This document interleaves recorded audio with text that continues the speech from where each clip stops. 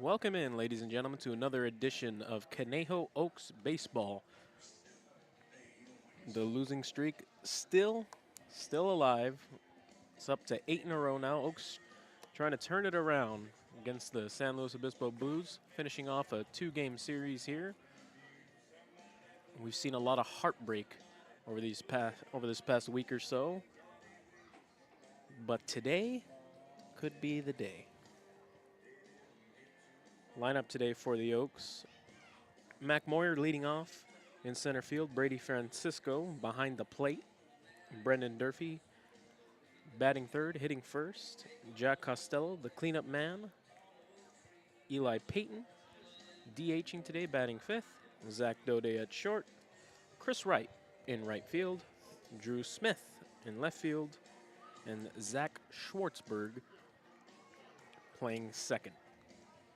Josh, what's the plan today? Well, I think for the Oaks, scoring more runs than the other team might really benefit them. It's something they haven't done for the past Usually games. that's a recipe for success. So the way that they will score more runs is by getting hits when there's runners in scoring position, and not just hits, productive outs. We've seen far too many times during this losing streak, the Oaks have a runner in scoring position with less than 2 outs, and they're unable to advance that runner. So no selfish at-bats, just be productive at the plate and keep the baton moving. We've been seeing a lot of 3-0 swings that lead to outs. We've been seeing a lot of strikeouts, 12 strikeouts yesterday. Not a recipe for success whatsoever. Put the ball in play should be the mantra for today's ball game. On the mound today is Cole Fisher. Cole Fisher had a decent outing his last time out. Josh, what's the key for Cole Fisher today? Well, for Cole, he's just got to keep the ball down in the strike zone. He's got a good fastball and a really nice slider that he complements well off his fastball, and it's obviously working best when he's keeping the fastball down in the zone. So for him, just get a lot of ground balls and just keep the ball down in the zone. Throw strikes as well, because yesterday we saw the Oaks gave up a lot of free passes early. Cody Carson was not at his best. So Cody Carson, 5 walks and 4 batters hit by pitches. So a whole lineup worth of free passes. Yeah, we were talking, Connor and I were just talking about it. There's some analytical stat that minor league teams keep where if you hold the other team to less than 5 free bases, so, less than 5 errors, walks, hit by pitch, there's like an 80-something% chance you win. And just in the first 3 innings alone yesterday, they surrendered 9 free bases.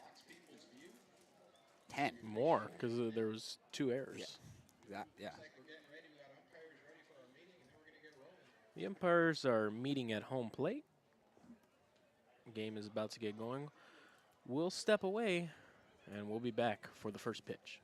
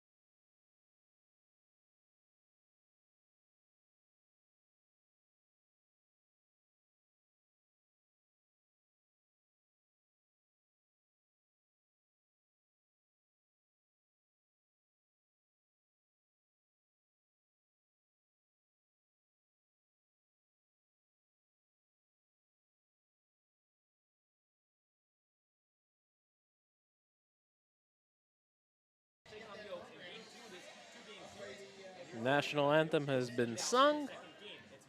The Blues are on the infield, ready to go. And we're just about ready for first pitch. Mac Moyer leading off for your Oaks. On the mound today for the Blues is, just had his name here, Robbie Lardner out of Cuesta College. Lardner, a southpaw, left-handed pitcher. Important for the Oaks to get out to an early start. Anything to get this streak turned around. They can't have a repeat of last night. You can't go down in the first inning with just a walk and then flip over to the bottom half in a 3 spot. And when you've already lost 7 in a row, giving up 3 in the first inning feels like a mountain to climb. 8 now, Josh. Yeah, I'm in at the time last night. Okay. Yeah. It's so deflating to just look up at the scoreboard, see 3 runs already in the first. You got a big hill to climb. Some more musical chairs going on in the base coaching boxes. Looks like Jose going back to being the first base coach. Coach Parker going to third. Mac Moyer stepping in the box. Lardner's in the mound. And we are just about ready to go here. Moyer hitting .222 this summer. It's just 1 extra base hit. Lardner's ready at the bump. Moyer goes after the first pitch. Base hit into center field. Good piece of hitting right there from Mac Moyer, getting aggressive. We've been seeing a lot of first pitch strikes, a lot of strikes in the count, 0-2 counts that the Oaks have been getting in, staying aggressive. Getting a strike in his first pitch. Brady Francisco now up for the Oaks. Moyer was picked off last time we were out in Pasadena. Taking a more conservative lead now. First pitch strike to Brady Francisco. Francisco has been in and out of the lineup all year, but found himself hitting second yesterday and had a good day at the plate, so Coach Solis putting him right back there. Big swing from Brady Francisco, and he's in an 0-2 hole. The hot sauce chants are being echoed in the air. 12 strikeouts yesterday for the Oaks. Francisco just trying to put this ball in play. Lardner with the 0-2, way outside for ball 1.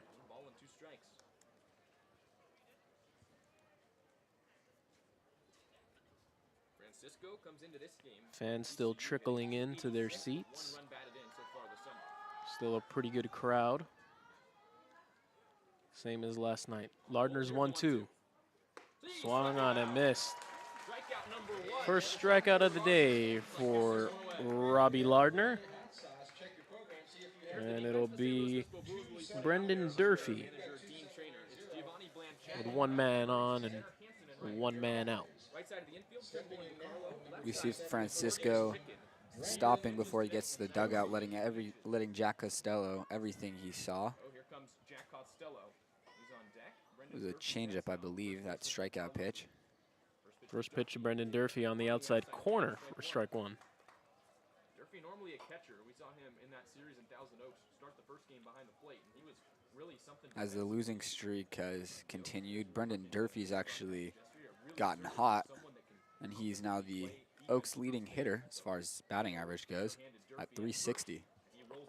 Durfee over the head of the first baseman Trimble.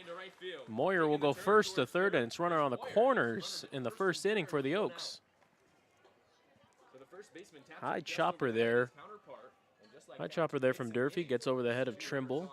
Durfee picking on his fellow first baseman today. We saw a very similar chopper yesterday by Cam Constantine of San Luis Obispo that got through, but his was for an RBI, I believe.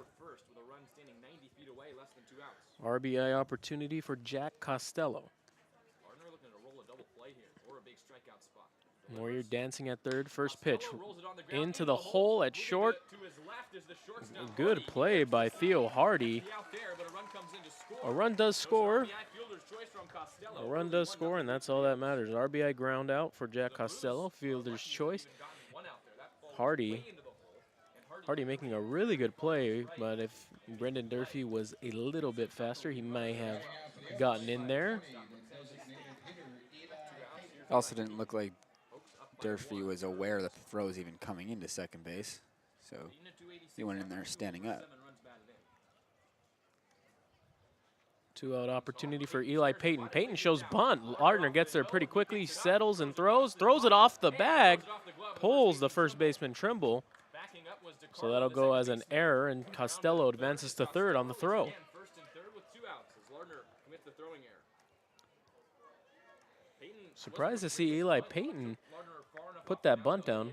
Not the best bunt you'll ever see, but Lardner just had trouble throwing it to first, which has to be one of the most frustrating things for a coach, that a pitcher can't make the throw to third. It's not like he didn't have any time to make that throw. He had plenty of time. Well, it actually looked like he bobbled it in the glove, and then after not fielding it cleanly, he just rushed the throw, even though he did have more time than he realized. We saw the Blues take advantage of errors yesterday. It'll be up to Zach Daudet to take advantage here for the Oaks. He takes a first pitch strike on the outside corner. 2 hits in the air so far here in the first. Daudet not his best game in an Oaks uniform yesterday. Tough day at the plate and a tough day on the field. 2 errors. On Sunday. On Sunday, yes. In Pasadena. Daudet's quickly in an 0-2 hole, and as usual, the hot sauce chants are going in the crowd. 2 runners on. It's Durfee at third. Lardner can erase his own mistake here with this 0-2 pitch. Set up the belt, throws, pops foul on the first base side, and we'll do it again. Lardner came into this game with a 1.8 earned run average. You have to take that on courtesy of our free foul ball sponsor. Across 5 innings. He's been a little bit more hittable ever since that start against It's hard to run a first and third play with the lefty on the mound, but I'm sure that the Oaks would like to do that in this situation. Another 0-2. Daudet lined into center field. Burns can't make the play. Burns didn't go after the ball very quickly. I thought that ball was hit right at him, but it falls in front of him. And Zach Daudet takes advantage of the error, and it's a 2-0 lead for the Oaks. And this is exactly what the Oaks needed, just like we talked about on the pregame. An early start and taking advantage of some sloppy defense by the Blues. You'll take it any way you can at this point. RBI single for Zach Daudet, and RBI fielder's choice for Jack Costello. And the powerful bat of Chris Wright steps in the plate with 2 outs and another RBI opportunity. Lardner throws a breaking ball for the first pitch strike. Tough lefty-lefty matchup for Wright. Wright, as always, chokes up on the bat a little. The 0-1 in there. 0-2. This does not seem like a fun lefty-lefty at bat. Lardner has that natural arm side run with his fastball and a slider. It's really, there's a lot of movement. The 0-2, Daudet on the move, swung on and missed. It gets away from the catcher Spears. Spears got to hurry, and he has no play. He throws over to third for Daudet, not in time, and it's first and third again for the 3rd time this inning. 3 runs coming across in the first for your Conejo Oaks. Was right out of the glove of Spear. Big swing and a miss on the outside corner. It's almost it's like a carbon copy of yesterday's first, but the opposite way. The Blues were able to score on some sloppy defense from the Oaks in the first yesterday, but at least the Oaks picked up a couple hits as well. First pitch is fouled back out of play, and if there's a guy who needs a hit, he's at the plate right now. Drew Smith struggling out of the gates, a 100 batting average. Drew Smith looking to help his team out. The 0-1 fouled again. 0-2. Lardner really been throwing a lot of strikes. Should be out of the inning with his own error, and then having to getting 5 outs this inning. With that drop third strike, surprise Spears should have really had that third strike. The 0-2 in the dirt, smothered by Spear. Yeah, the Oaks have done a good job of being aggressive because they have gotten a lot of strikes, a lot of pitches to hit, and they've put the ball in play a lot. Smith trying to get one more run across. He's popped in the air, right side of the infield. Trimble drifting into foul territory. He's under it to make the catch. But not before the Conejo Oaks get off to that quick start we were hoping for. 3 runs coming across on 3 hits. 1 error from the Blues, and we'll be back for the bottom of the first. Cole Fisher on the mound.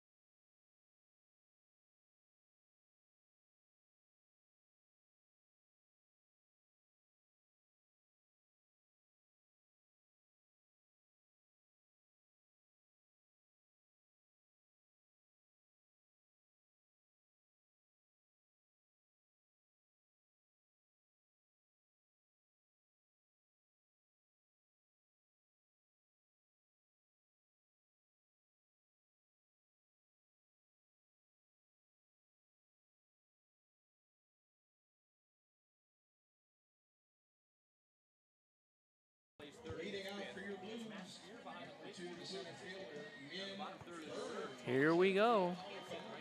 Cole Fisher on the mound. He'll be throwing to Nin Burns the second. Behind Nin Burns is Sam DiCarlo. Shortstop Theo Hardy behind him. First baseman Justin Trimble hitting cleanup. JT Ricken playing third, hitting fifth. Matt Spear behind the plate, hitting sixth. Zach Tollerman, the DH today. Jason Hansen in right.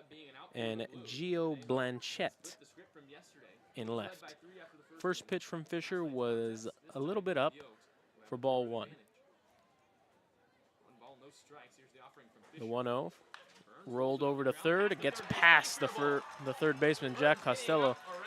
Big turn at first by Burns. Wisely goes back. An opportunity for a shutdown inning here from Cole Fisher. His offense gave him a 3-run cushion before he even stepped on the mound.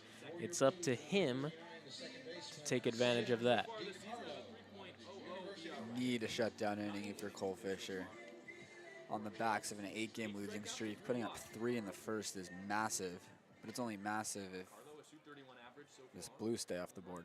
As we saw yesterday, Burns a threat to steal. First pitch, DiCarlo goes, hangs up a bit for Mac Moyer to make the catch for out number 1.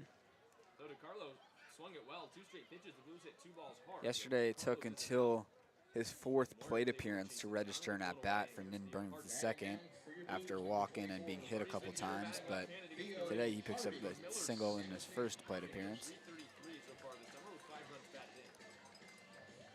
We'll bring up Theo Hardy.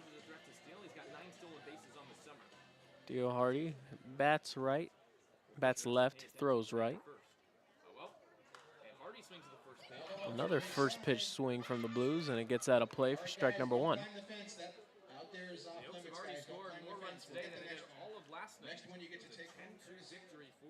Hardy was one of the best players in the Mountain West this summer, or this spring, I should say, at San Jose State. Check over at Burns at first, is in there safely. It's been a rough couple of weeks for Conejo. There's no doubting that, but they look like a completely different team through one inning here.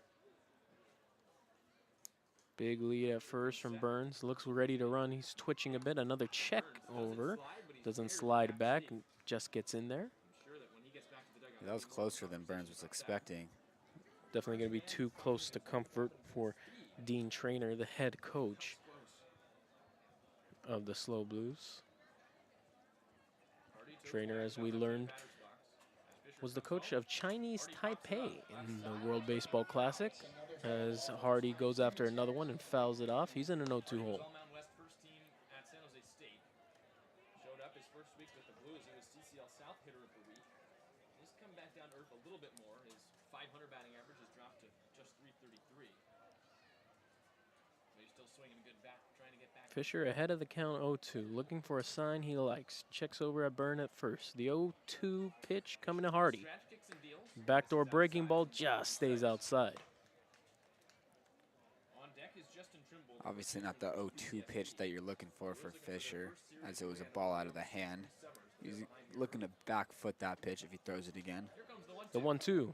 Oh, good pitch. Hardy just gets a piece of it, spoils that pitch from Cole Fisher. That's the first changeup we've seen today from Fisher, and it was perfectly located. Looked like he was going to get a strikeout, but Hardy's able to spoil it and just get a piece to stay alive. Really nothing you can do with that pitch except roll over to the right side. Burns gets his lead. Cole Fisher looks over, finally gets a sign he likes. The pitch, 1-2, Burns on the move.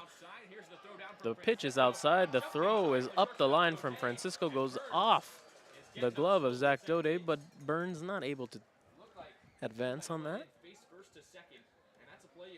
Burns might be a little shaken up because I think he would have gotten third pretty easily had he made the decision to run. Definitely not the smoothest of slides there from Nin Burns. Looks like he roughed up his face a little bit. Yeah, I think that's exactly what it was. Not the best slide. Do you remember when Kevin Millar was on the Florida Marlins? Slid into second like that. Flopped over, almost flipped over. Yeah, of course. He heard about that. He still wears that to this day. Yeah. And I'm sure Burns will hear it in the dugout once he gets back in. The 2-2 from Fisher is outside and the count runs full. Fisher was ahead of Hardy 0-2 and is in danger of issuing the free pass. Hardy's done a great job of taking quality pitches and spoiling ones that are in the strike zone. The payoff pitch from Fisher. On the back door, a late strike three call. Hardy was running down to first. He thought he earned the walk, but instead it's a strikeout for Cole Fisher. A really good spot from Fisher, but that was a very late call, as Hardy was almost halfway towards first. Great job by Brady Francisco to win his pitcher a strikeout there. Another dangerous hitter here for the Blues. It's the first baseman, Justin Trimble, in the box with an RBI opportunity. Any ball hit in the outfield, you got to imagine the speedy Nin Burns will score. And the outfield playing fairly deep. Trimble barreled a couple of baseballs yesterday. Very dangerous hitter.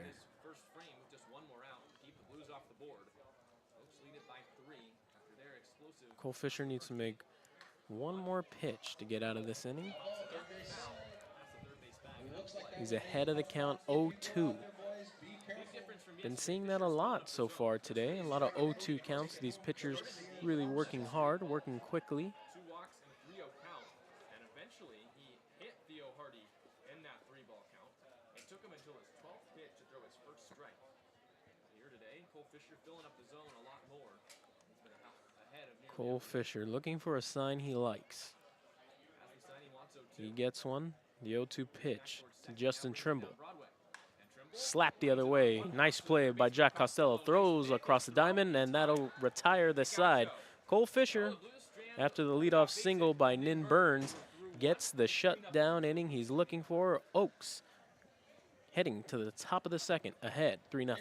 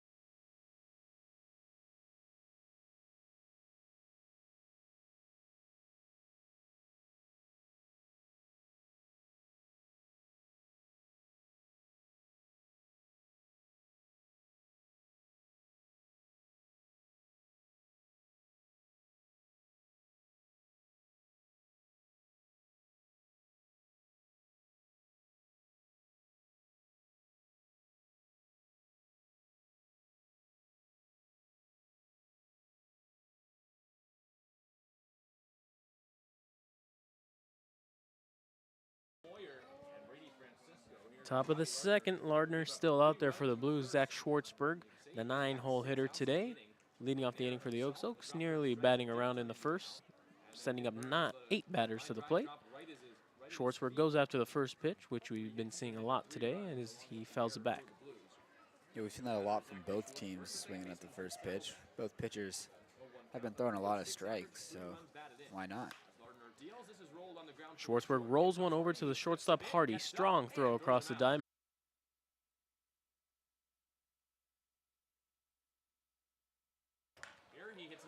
Had some technical difficulties here. Moyer lines one into center field on off the base of the wall for a one-out double.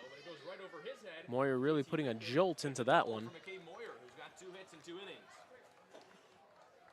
Already the second hit of the day from Mac Moyer. Thought it was going to be a tough lefty-lefty matchup for Mac Moyer. No siree. 2 hits in 2 innings. Completing half of the cycle, dare I say, Josh. And his first swing was excellent, lining a ball right back up the middle, but this last one was perfect.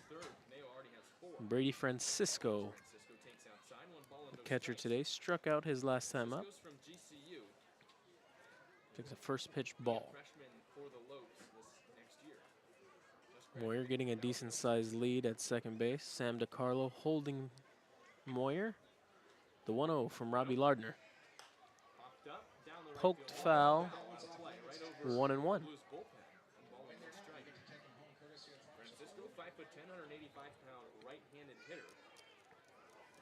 Oaks getting it done so far in this ballgame. 3 runs coming across in the first inning. But that's not enough to satisfy their appetite. 1-1 to Francisco. Low strike call, 1-2. And that's been another problem during this losing streak. They've been scoring early in games, but then just not scoring again the rest of the game. Yes. Lardner's 1-2. Spoiled by Francisco.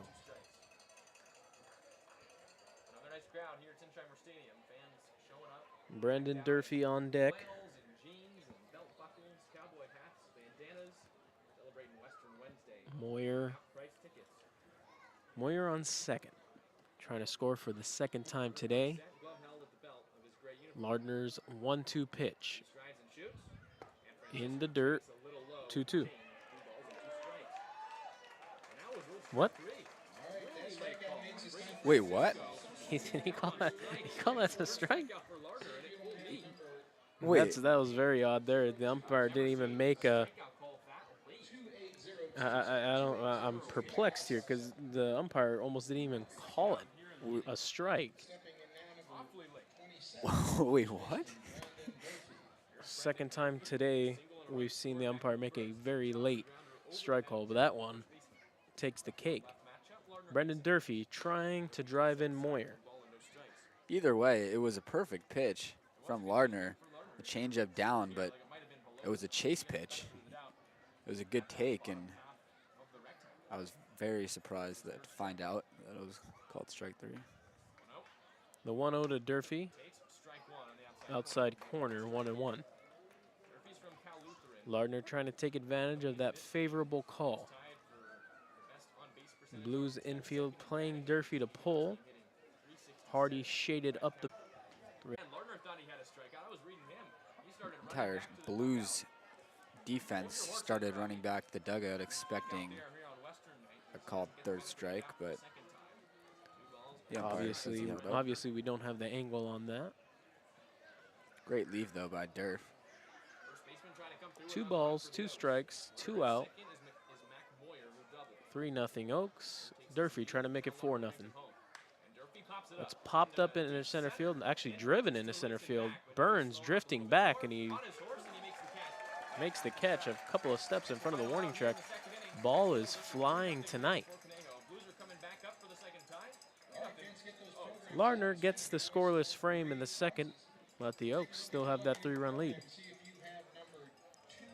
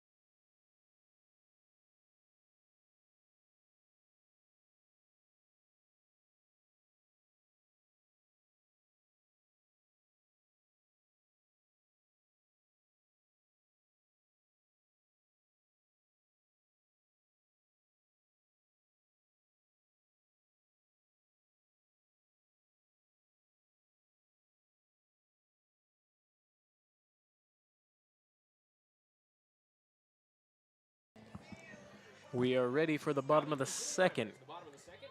Cole Fisher, after the leadoff single to Nin Burns last inning, 3 straight outs. It'll be JT Ricken leading off for the Blues. He takes a first pitch strike on the inside corner. Balls and 1 strike.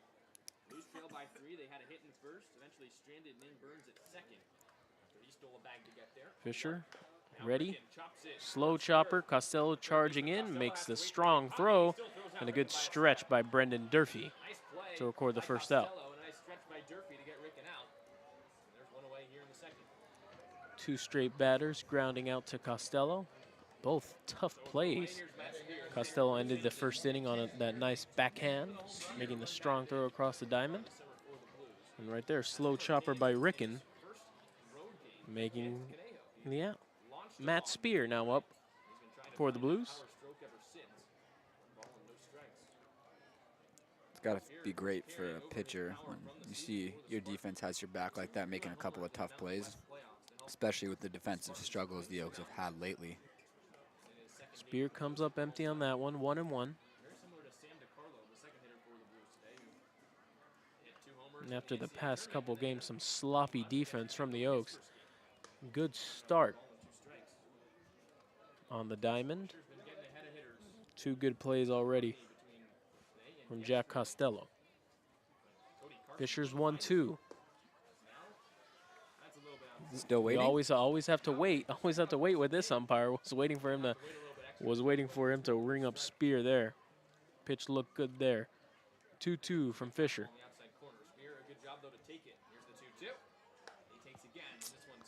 That backdoor breaking ball attempt comes out of the hand as a ball. Fisher frustrated, trying to get a better grip.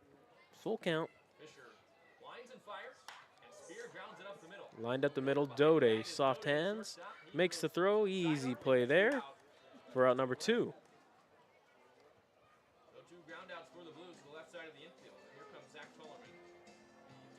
The DH now up, Zach Tollerman.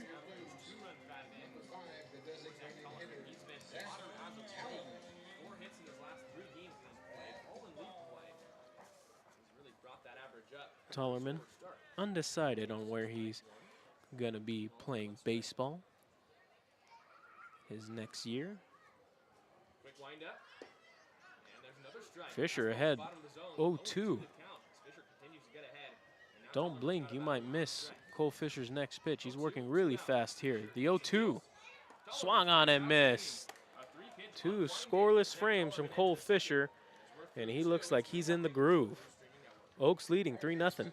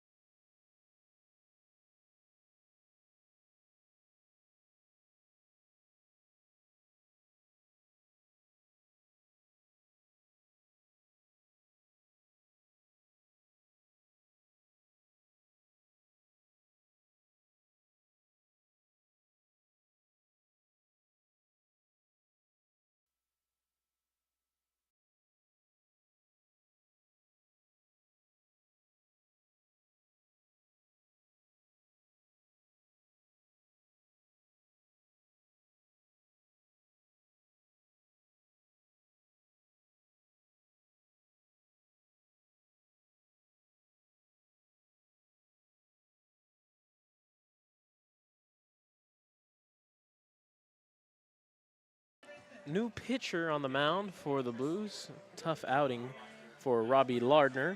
It'll be Chris Stewart out of the University of Texas. Chris Stewart out of the University of Texas. By way of, am I reading this right? Amsterdam, Netherlands? Yeah. NL, that's not a state, No. is it? I don't think so. No. He went to Calandly High School. That's kind of. It might be actually from the Netherlands. It might be a Dutchman. Oh my goodness. We might be seeing a Dutchman here. Wow. We'll confirm that in between innings here, but we'll have fun with it for now. A tough outing for Robbie Lardner. Only 2 innings of work, 3 runs. Only one of them will be earned. But the problem is he faced 12 batters in 2 innings.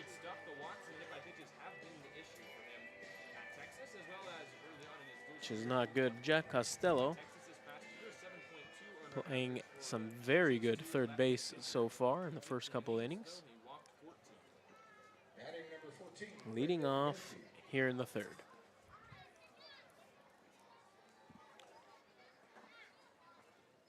Stewart ready, his first pitch, swung on, hit to the short.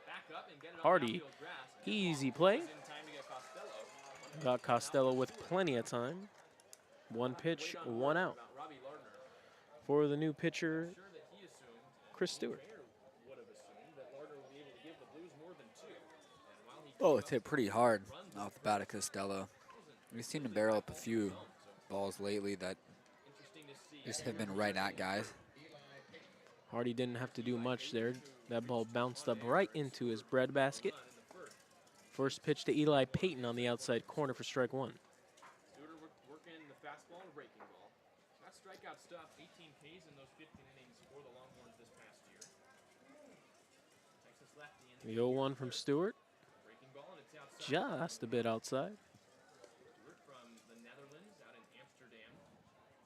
Nailed it. We just confirmed that. Yeah, he is after.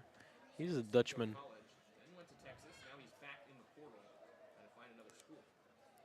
1-1 to Eli Paton from the Flying Dutchman. And Peyton flies it back on all of the strikes. Up the top of the netting. 1-2. Strike count. Stewart, before coming over stateside, pitched for two different teams in the Dutch Major League. Pitched at 17 and 19. First was with the Amsterdam Pirates. As he readies up, his The 1-2 to Paton. and Peyton Swung on and missed. ball in the dirt. And No. What do we I have no idea what this umpire is about here. the umpire signaled for a foul ball, but Peyton's at first. And now the umpire's going to meet. I think everyone's mixed up. Unbelievable. This umpire having a tough game.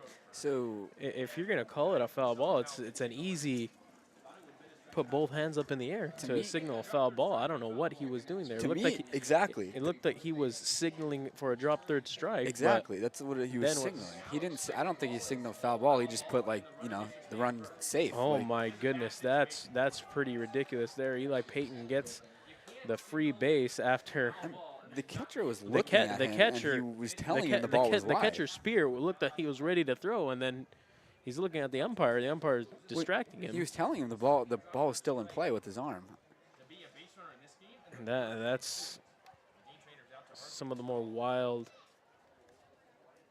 wild umpiring I've seen in my time. But the saying goes, if you come to the ballpark every day, you're bound to see something new. So Peyton gets to stay at first. After Coach Dean Trainer wanted an explanation as to what the umpire was doing there. Second drop third strike. Peyton is on first. Already, we're just here. Second Oak today to reach on a drop third strike. Zach Daudet, RBI single his last time, takes outside for ball one. For a play that does not happen very often, that's now 3 times we've seen it in the past 2 days, and twice they've scored runs on them. The Oaks have. Something so weird that it just doesn't make sense to see it 3 That's how they scored the first run in yesterday's contest. early week, but one series is Daudet Daudet fouls one. ball in 1 strike. It was weird Careful enough when it there. happened yesterday and led to a Coach run. Dave. It was even weirder when it happened for the first time today and led to another run. 1-1 to Zach Daudet. I tell you, it just gets even weirder the more times it happens. One ball, one Peyton on first. over here in the third. No lead to write home about. Stranded at third, back in the first. And one The Dutchman Stewart comes home, 1-2. side corner, 1-2 to count. So props to Stewart for continuing to fill up the zone. You always wonder, He's got a chance to strike out. and I've never spoke to someone from the Netherlands, but do they prefer Holland? Do they prefer we say Holland or the Netherlands? Set. Well held at the belt. Never met anyone from the Netherlands. I don't know. The 1-2. And Daudet rolls Daudet back up to Stewart. goes to Oh, terrible throw. And it goes into center field. Good play by Theo Hardy to back up the throw, making a diving stop and saving an extra base from Eli Paton. Second error of the game we've seen made by a Blues pitcher. the throw. Stewart had all the time in the world to make that throw and just pulled it. Rolling into center. The Blues have not looked Didn't even give his middle infielder a chance to make a play. But that's why you back things up, folks. Heck of a job by Theo Hardy to keep Payton at second base. Batting now, number 32, Christopher Wright. Fielder from Sonoma State. Right back in the first.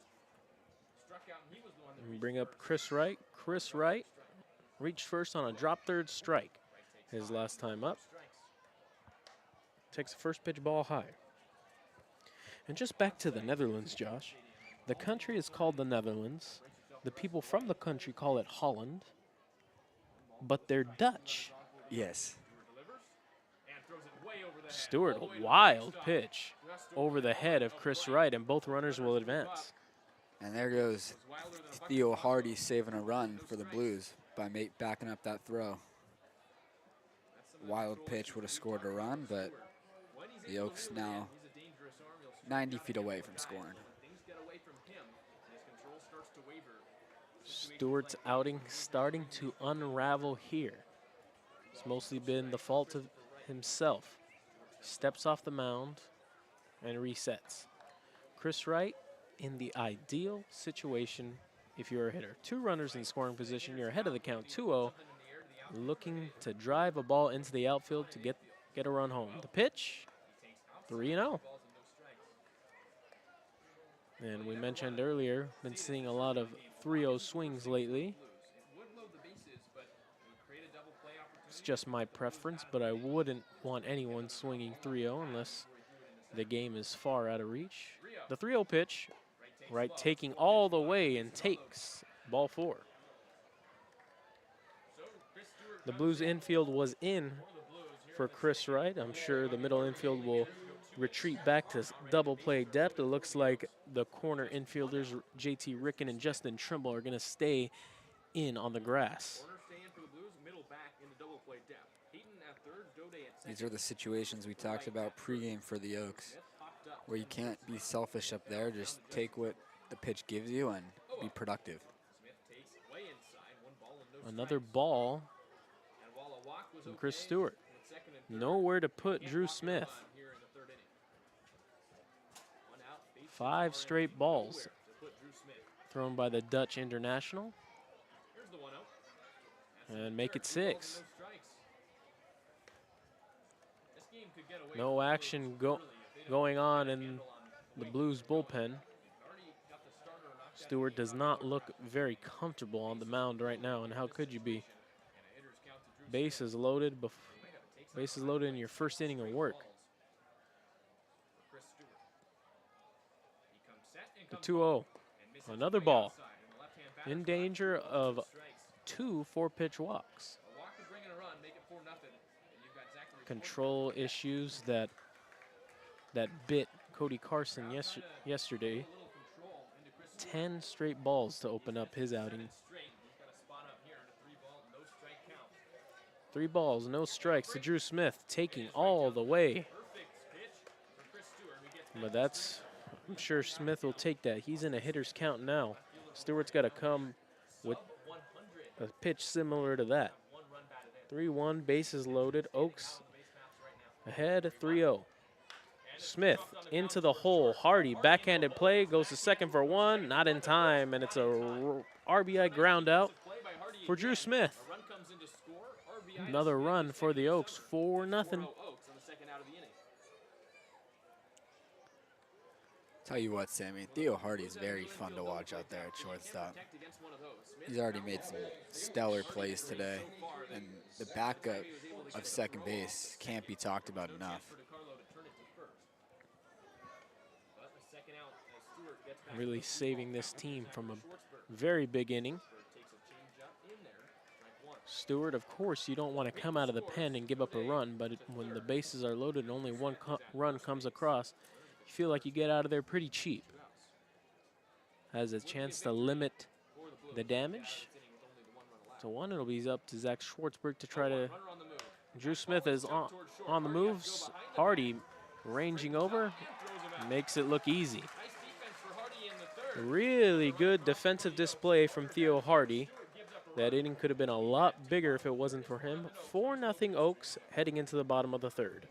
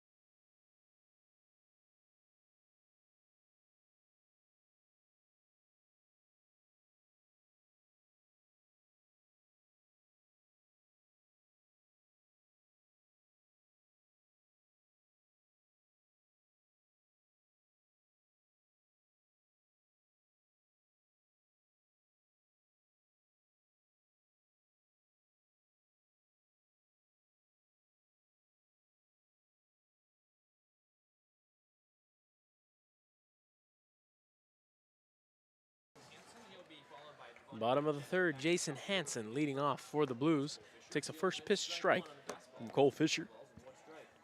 Cole Fisher, 2 innings, 2 Ks.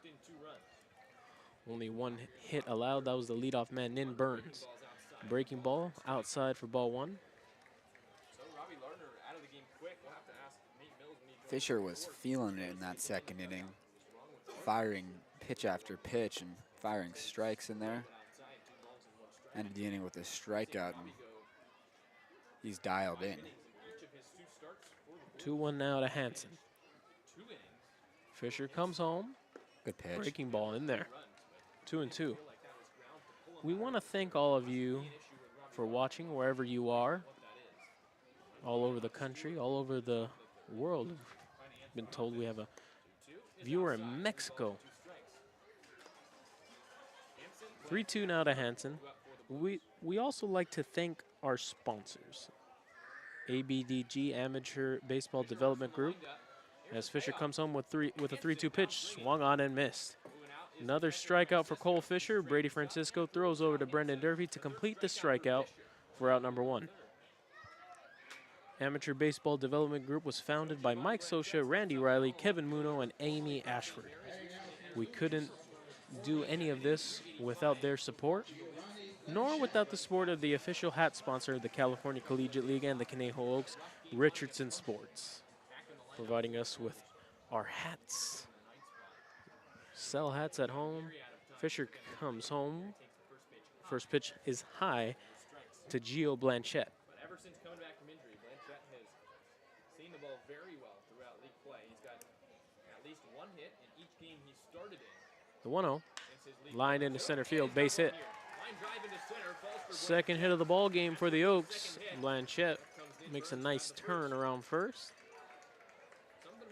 And that turns the lineup over for Nin Burns. Exactly what you want out of your 9-hole.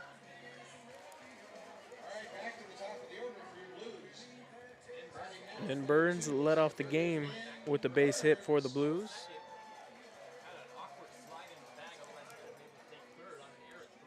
He also stole a base and flopped into second base.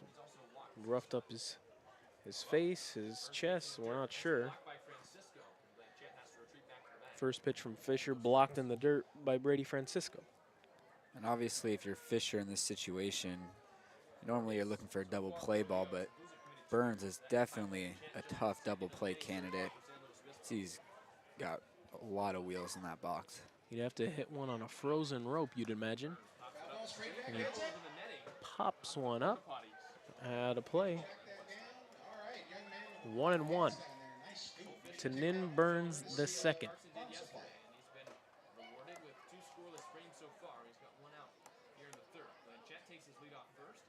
Burns attends Cal Poly, not Cal Poly San Luis Obispo, but Cal Poly Pomona. 2-1 count.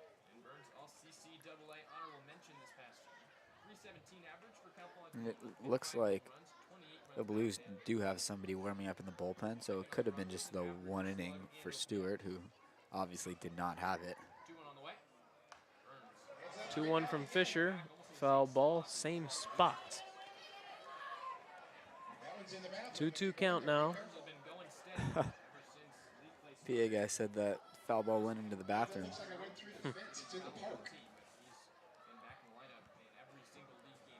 Fisher takes a look at Blanchette at first, comes home, the 2-2 outside. Pulled in. Fisher looking down on the mound, doing some landscaping now. Seen a couple of full counts from Fisher. Let's see if they send Blanchette over there at first. Burns a contact hitter. Wouldn't be surprised if Blanchette's in motion. He's not. The 3-2 is in the dirt. And it's 2 base runners. The table is set for Sam DiCarlo.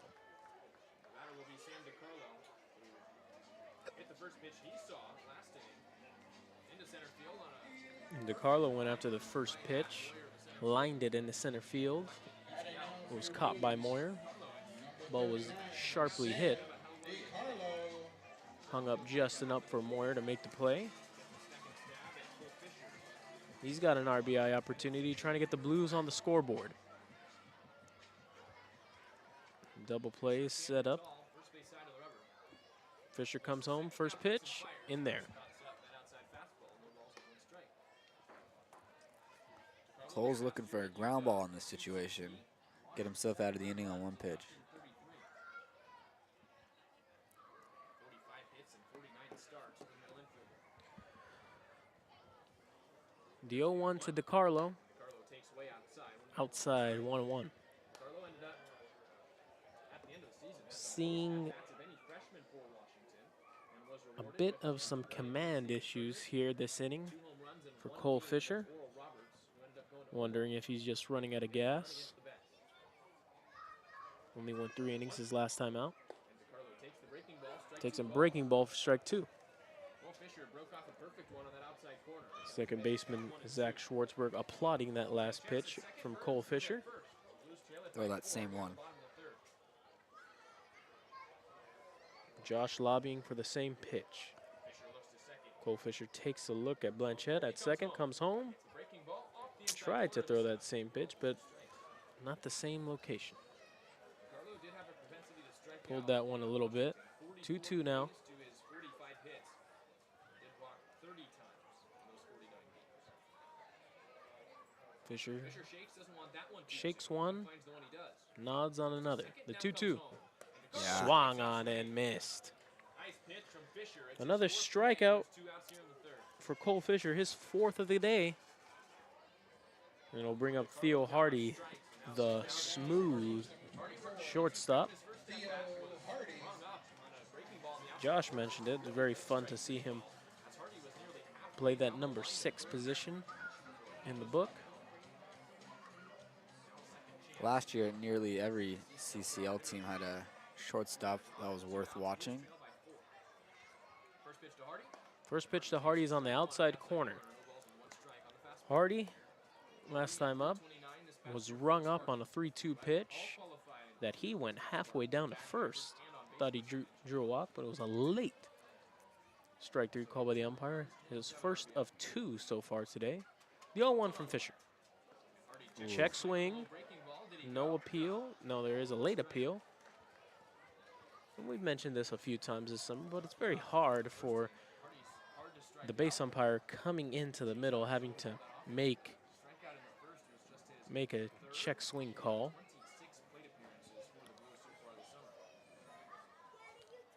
1-1. Fisher steps off the mound. Daudet called for a daylight pick in that situation, but Fisher didn't want it. And instead of coming home with it and having his middle infielder out of position, Fisher steps off. 1-1 from Fisher on the outside corner. Strike 2. Hardy shaking his head. It's definitely the Don't know if he's shaking his head because he didn't swing or if he's shaking his head because he disagrees with the call. Either way, 1-2. Fisher's trying to strand 2, keep the Blues off the scoreboard. The 1-2 just off the outside corner. And of course, with the couple of late calls, we have to wait in suspense, making sure the home plate umpire doesn't make the call. Deuces are wild now. 2 balls, 2 strikes, 2 out, 2 on. 2 hits and 2 errors on the scoreboard for the Blues.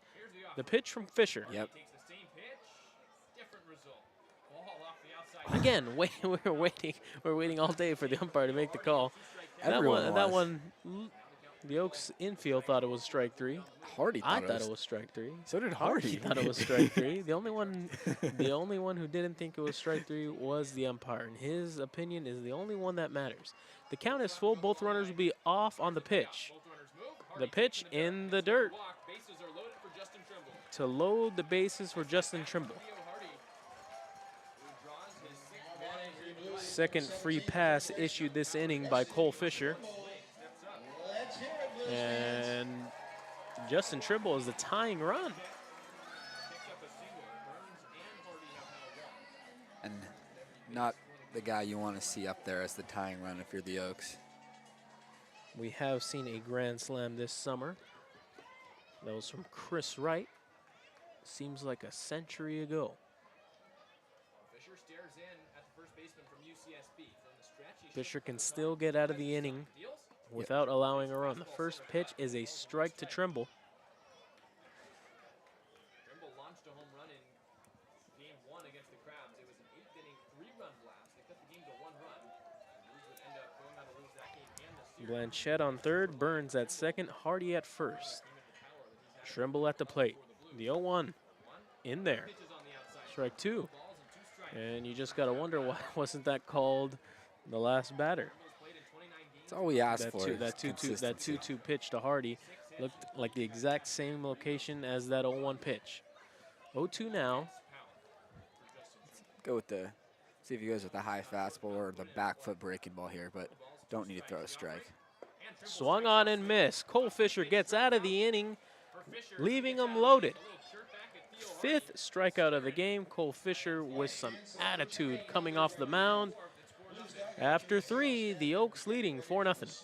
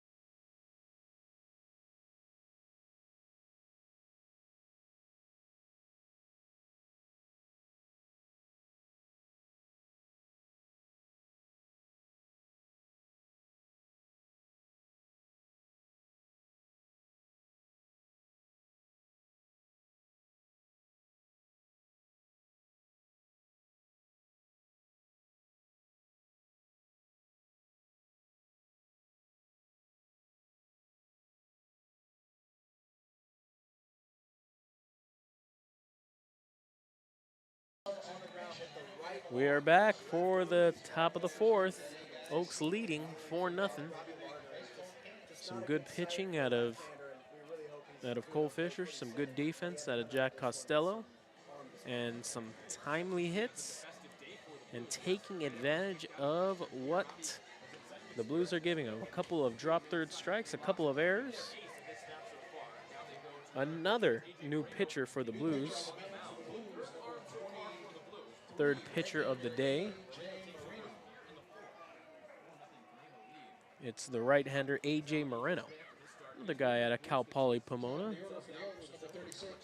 teammate of Nin Burns. It'll be Mac Moyer. He's got 2/4 of the cycle completed with a single and a double in his first 2 at-bats. Those are the 2 easiest parts of the cycle to get. They're going on a full shift against Moyer, second baseman out there in right field. Something that's illegal now in the major leagues. No major league rules here, though, in the CCL. Not even a pitch clock. In college, they didn't adopt all of those major league rules, but the pitch clock is something that is used in college baseball, but not here. Hardy instructs his infield to get back to a conventional lineup. Swung on and missed by Moyer.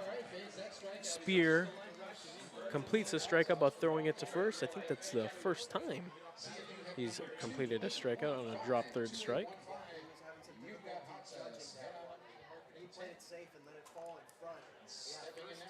Some chirping going on in the Blues dugout. First base umpire is barking at someone. Coach Trainer's And walking he's down. coming back. the coach, Dean Trainer, making his way to the first base umpire, trying to figure out what he was yelling at his team for. Front of the Blues dugout. He's arguing. They're arguing between the netting. Don't know what's going on. Certainly outspoken, but calling the umpire over to the dugout to have the argument. It's Trainer, a veteran of the game. position past the first base bag. Been coaching for a long time at a pretty high level. Been involved in several major league organizations, and of course, as we mentioned, managed Chinese Taipei in the World Baseball Classic this past year. Brady Francisco, now up for the Oaks, struck out both times in his first two at-bats, pops one, it'll get out of play. Fan making a play, catching it on the bounce. He gave the ball to a kid. Respect. Even better.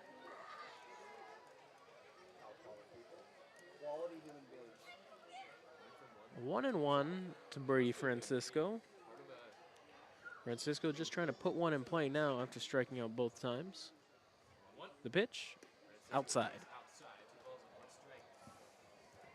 We've already seen a weird series. It was game 2 of 2. We've seen 3 drop third strikes turn into base runners for the Oaks. 2-1 pitch to Brady Francisco. Rolled over to Hardy.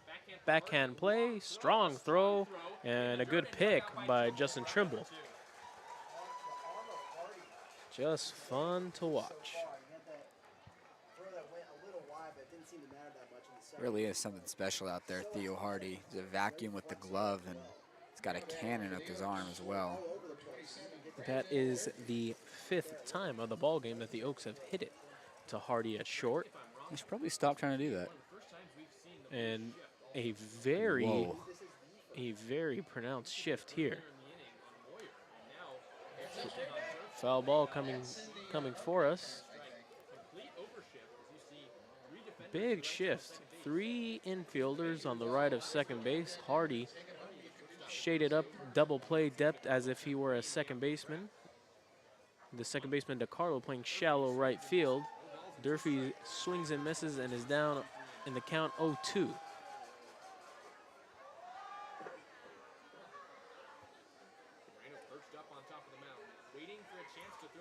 Durfee back in the first. If they would have had this shift on him, would have been out. He swung on and missed. Another ball in the dirt. Spear throws down to first to complete the strikeout. And it's the first 1-2-3 inning of the game for the San Luis Obispo Blues. 3.5 innings completed. The Oaks still out in front, 4-0.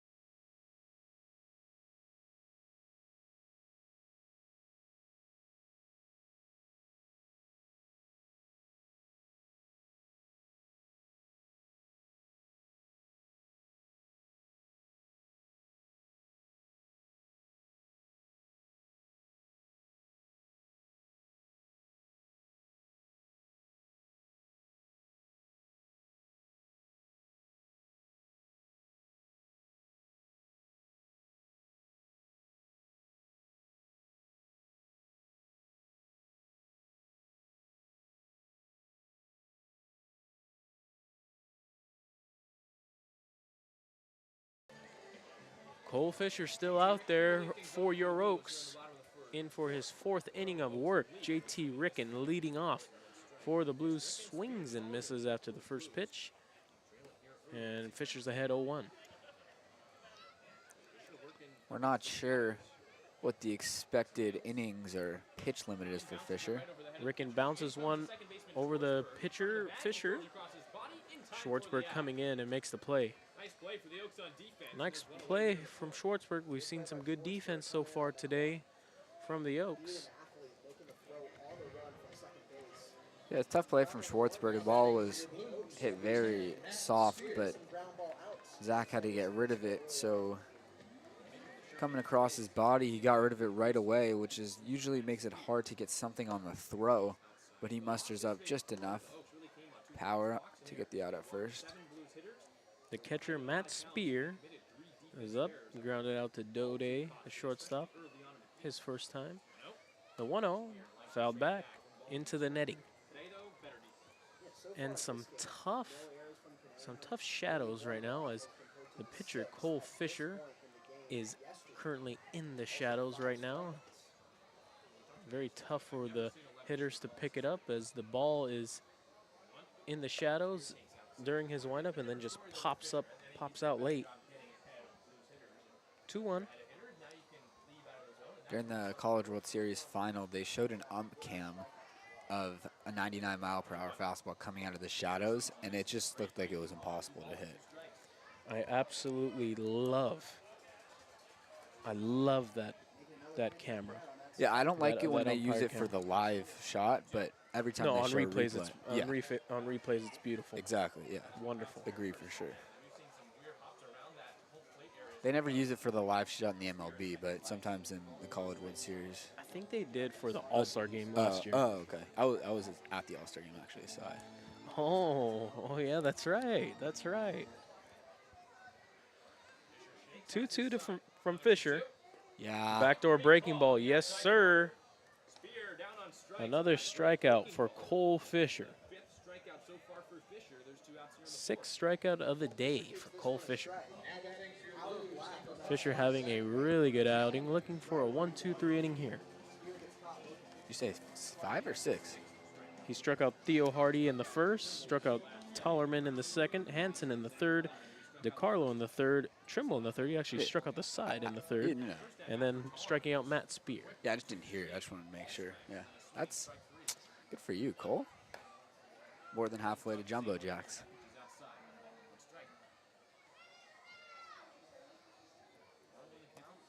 Tollerman, the DH. 1-1. Yeah. Swings and comes up empty. 1-2. Fisher looking for another punch out. Working quickly. 1-2. Good pitch. Breaking ball stays low. Good pitch there. Exactly where he wanted it. Francisco let him know as well. See if he goes to that or goes back to the heat. The 1-2. Fouled back.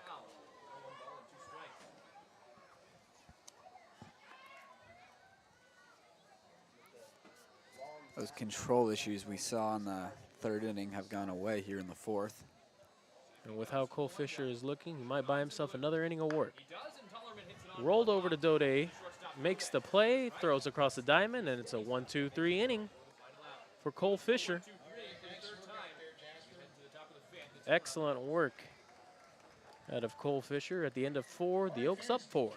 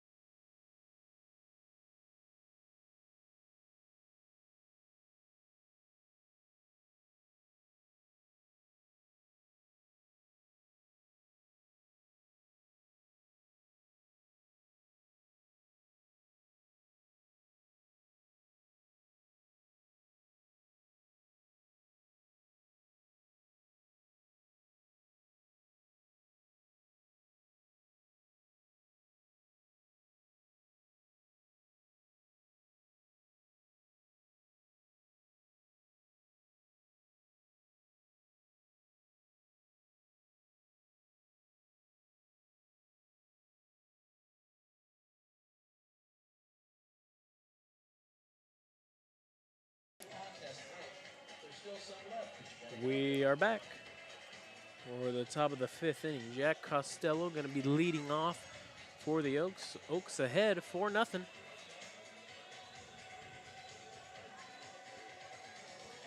Already seeing their 3rd pitcher of the day. This is a new one, too. No, Moreno was in last inning. 3rd pitcher of the day.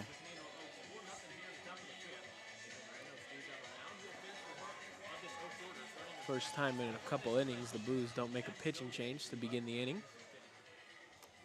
Costello 0 for 2 today, but did drive in a run back in the first. Playing good defense as well.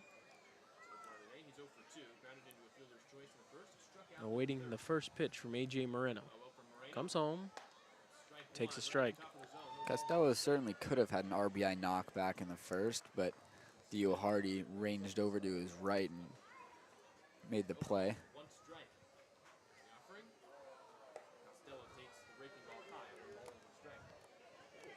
Breaking ball was high, 1-1.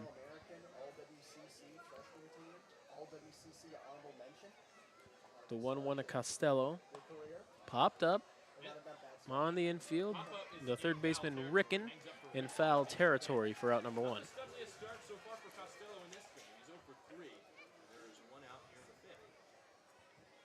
Eli Paton. No. Eli Paton, 0 for 2, reached on an error, came home to score, and reached on a drop third strike, and came around to score back in the 3rd. Goes after the first pitch, fouls it back, 0-1.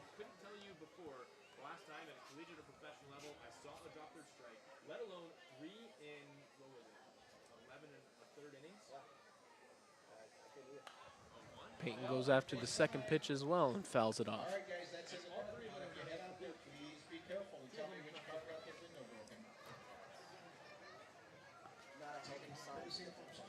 Moreno's 0-2. In the dirt, smothered by Spear. Talk about the shadows every time. Moreno looks kind of like an outlaw here on Western Day, rocking the San Luis Obispo Grays. Nobody throwing in the Oaks bullpen, so it'll be Cole Fisher for the 5th. 1-2 to Eli Paton. Grounded. Trimble makes a play, doesn't throw, and steps on the bag, just beats Eli Paton. Paton also tumbling down. Just a weird play there. It was in between for Trimble. Didn't know whether he should make the flip or just go to the bag himself. Scary ending to that play as well, as Eli Paton ended up on the floor. 3 unassisted in your books. And Moreno is looking to go 6 up, 6 down to begin his outing. Both teams are lucky that nobody got hurt on that play. The first pitch is on the outside corner for strike 1 to Zach Daudet. Moreno's really got his changeup working. He's been throwing it mostly to the lefties, and he's gotten a lot of swings and misses or weak contact. 1-1 now. Zach Daudet, 1 for 2 on the day. Reached on an error back in the 3rd and had an RBI single back in the 1st. Swings and misses at that one, and the count is 1-2.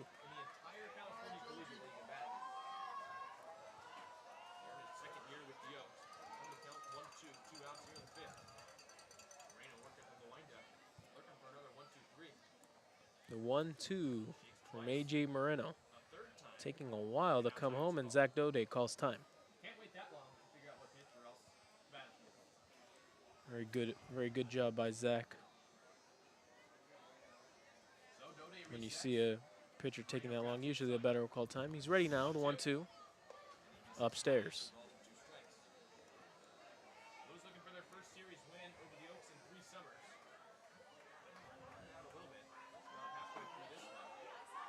It's been 7 straight shut down by the Blues pitching staff. The 2-2 to Daudet. Breaking ball, strike 3 called. Spear was already running in the dugout before the umpire made that strike 3 call. Seen that a couple times for him today, but we're halfway home. Oaks leading 4-0.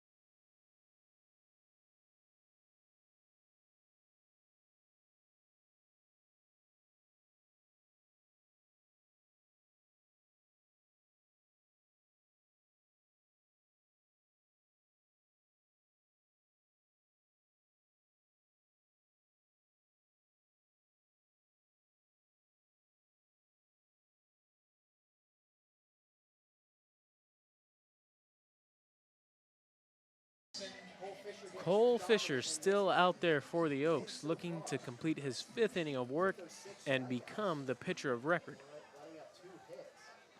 First pitch is outside. Hansen struck out in his previous at-bat back in the 3rd. Check swing, appeal over to first, no swing. And Hansen's ahead of the count, 2-0. Only 2 hits today for the Blues, being shut down by Cole Fisher.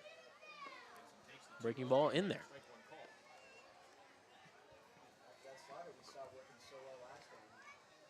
Only the 2 hits allowed and the 2 walks. Cole Fisher, only 4 base runners in 4 innings. Popped up in a right center. Chris Wright drifting in, coming in, gets under it for out number 1.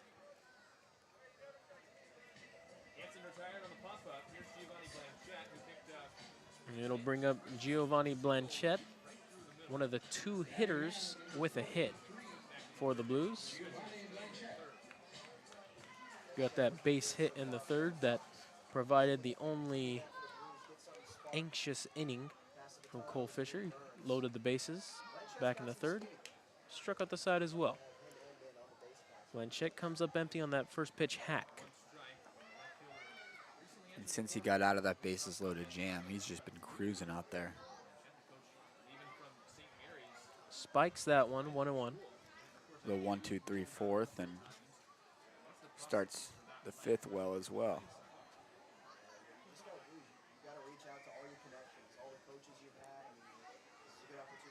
1-1 to Blanchette.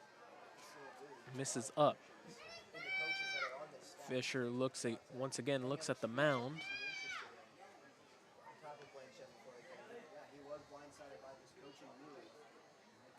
4-0 in favor of the Oaks. Currently in this 8-game losing streak that has been eating everyone alive. Line drive, foul. Would have been extra bases there for Gio Blanchette, but it was just foul. Yeah, we saw the chalk go up about 5 feet in front of 3rd base. Ball hooked down the line.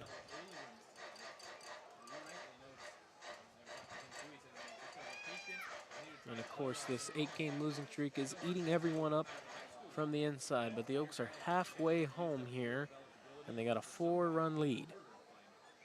Fisher's 2-2. Blanchette just gets a piece of it. Great spot. Just off the end of the bat to stay alive from Blanchette there.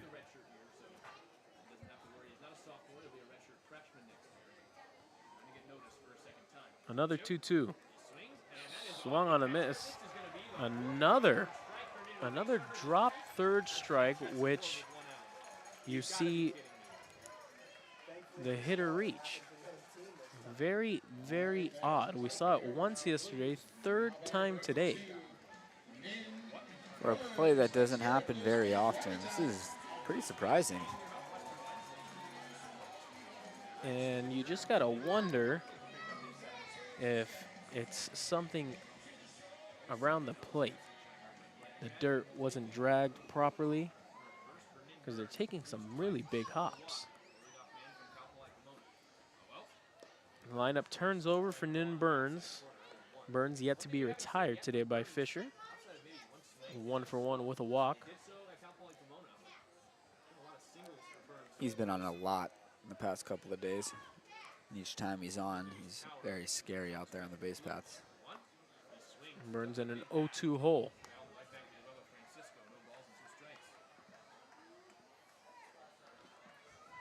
Shadows really coming in now. Covering about half the infield. Burns pops one up into center field. Moyer is there. And it's an easy out number 2. I keep looking down to the Oaks bullpen, see if someone's going to start throwing. And it doesn't look like anyone is right now, but I just saw bullpen catcher Ryan putting on his gear. And Coach Joey is down there. Maybe he's going to get up. There to crack some skulls on that bullpen.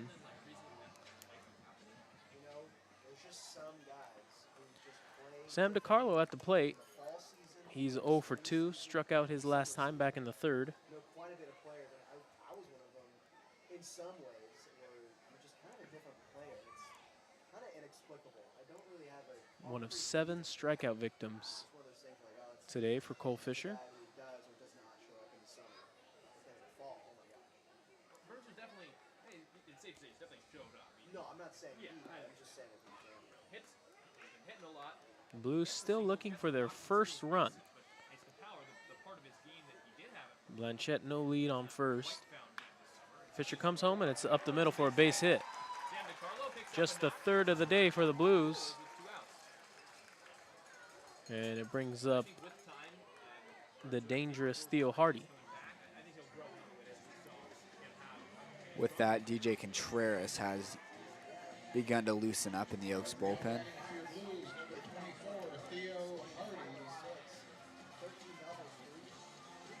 Another jam now that Cole Fisher's going to have to get out of. Sample size where you can go, this is the kind of player he is. And this is the part of the lineup that becomes dangerous to navigate around. Hardy and Trimble. Been kept in check today. No hits out of them, but that can turn very quickly. And although Hardy doesn't have a hit, he's worked a couple very long at-bats, once striking out looking on a 3-2 pitch and then working a full count walk in his last plate appearance. And of course, you would be remiss without mentioning his defense. He rolls over to Schwartzberg at second, and that'll retire the side. And if that closes the book on Cole Fisher, what a day it was. 5 innings, 7 strikeouts, only 5 base runners allowed. At the end of 5, Oaks are leading 4-0.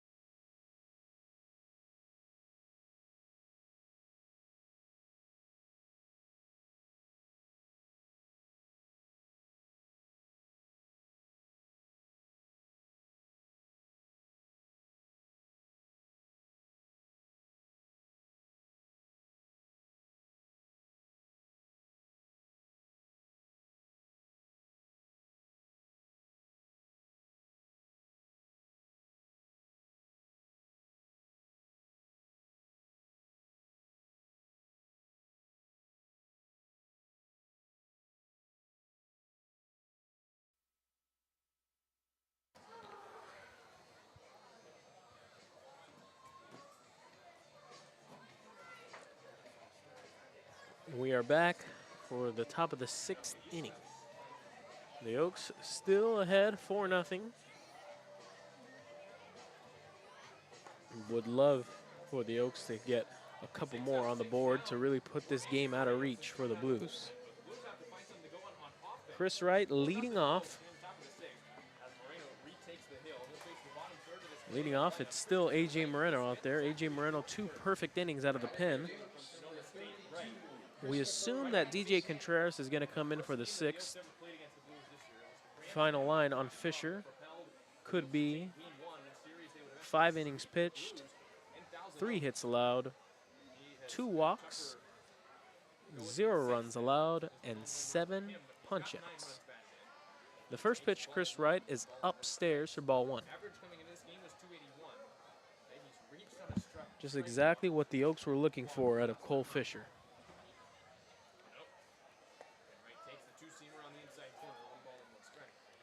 It is not the first great starting pitching performance we've seen in this losing streak. Blake Riley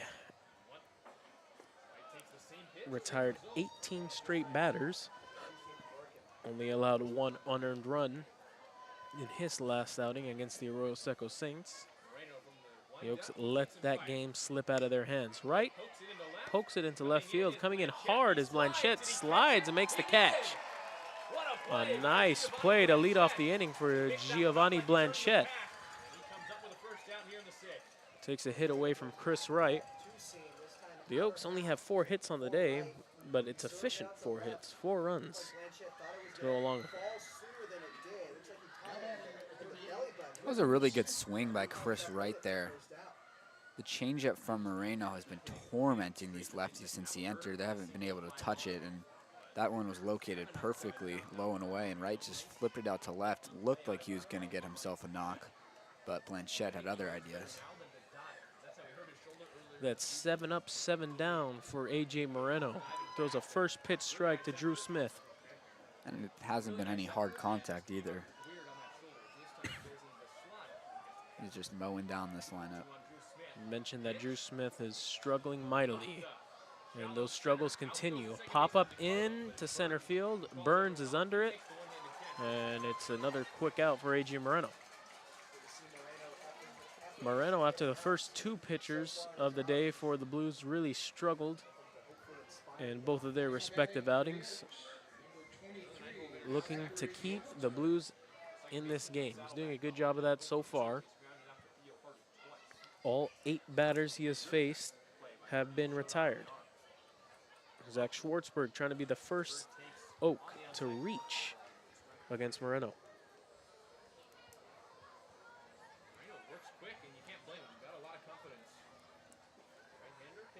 0-1, 1-1. So what we mentioned earlier, the Oaks during this losing streak have gotten out to leads, but the offense goes quiet once the offense takes the lead. Schwartzberg pops one foul to get out of play.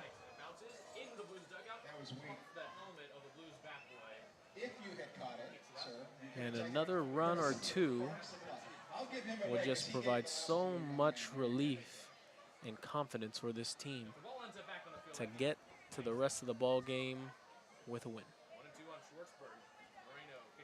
The 1-2. Always have to wait with this umpire. Ball just missed low.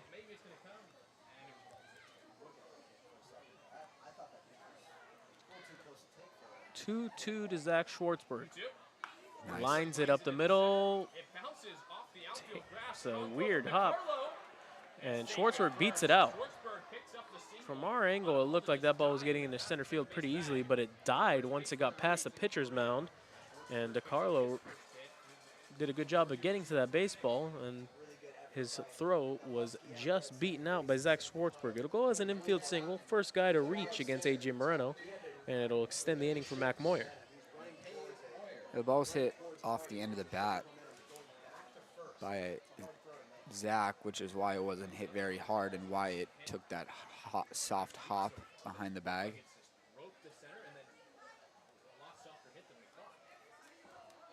Mac Moyer, 2 for 3. Looks at a first pitch strike. Moyer, a single and a double. Came around to score the first run of the game on the Jack Costello ground out. The 0-1 swings and misses. And that's the second time that Moyer has looked silly against A.J. Moreno. Moreno's really got that change of working against these lefties. He's making them all look silly.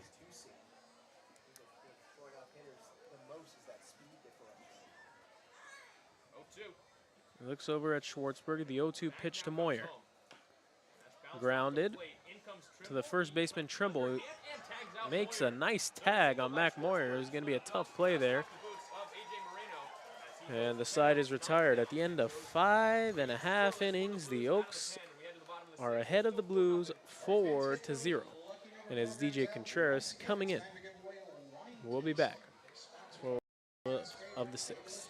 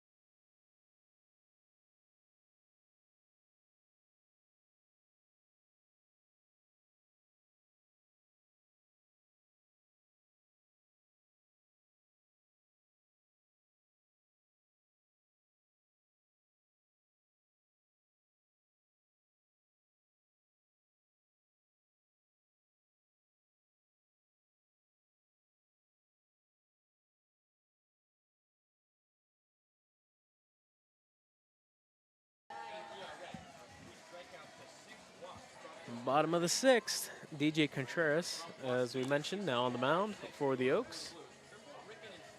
Contreras, 4 innings pitched, 4 runs allowed. He last pitched in Sunday's ball game in the 8th inning versus the Arroyo Seco Saints, in which he allowed a mammoth home run. Contreras out of the University of Mary, Division II school in Bismarck, North Dakota.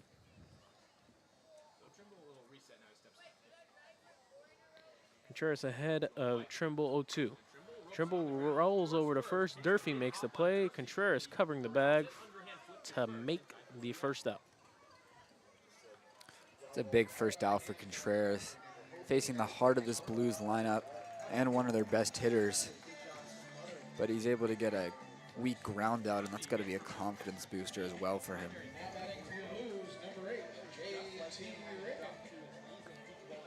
And that'll bring up the third baseman, JT Ricken. Ricken 2 ground outs to his name. Looks at strike 1.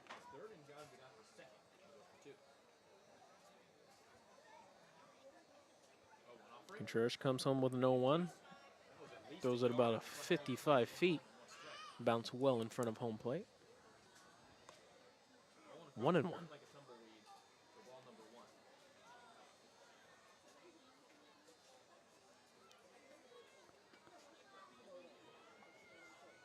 1. 1-1 from DJ Contreras Ricken takes. is just low. 2 balls, 1 strike Third baseman who puts himself to JT Ricken. Fisher ended up going 5 full innings. Just the 3 hits allowed. 84 pitches is maybe why he had to come out of this game before going into the 6th. 2-1. Now Ricken takes him. Another one in the dirt, and Ricken's in a hitter's count here. Fisher was good against the Blues. Not terribly efficient. That thing was a little bit of Ricken out of the University of Oregon. A lot of guys are on the CCL. Play their college ball at the University of Oregon. 3-1. 3-1. Line to the third baseman. Gets under the glove of Costello. Sharply hit. He's aboard with 1 out. Costello not able to make that play. Saddle up he did. One of the hardest hit balls we've seen out of the Blues today. And that'll be their 4th hit of the game. You know how we said just past 7:30, I think it's around 7:30. Right under the glove of Costello, who couldn't get it down quick enough due to the exit velocity of that one.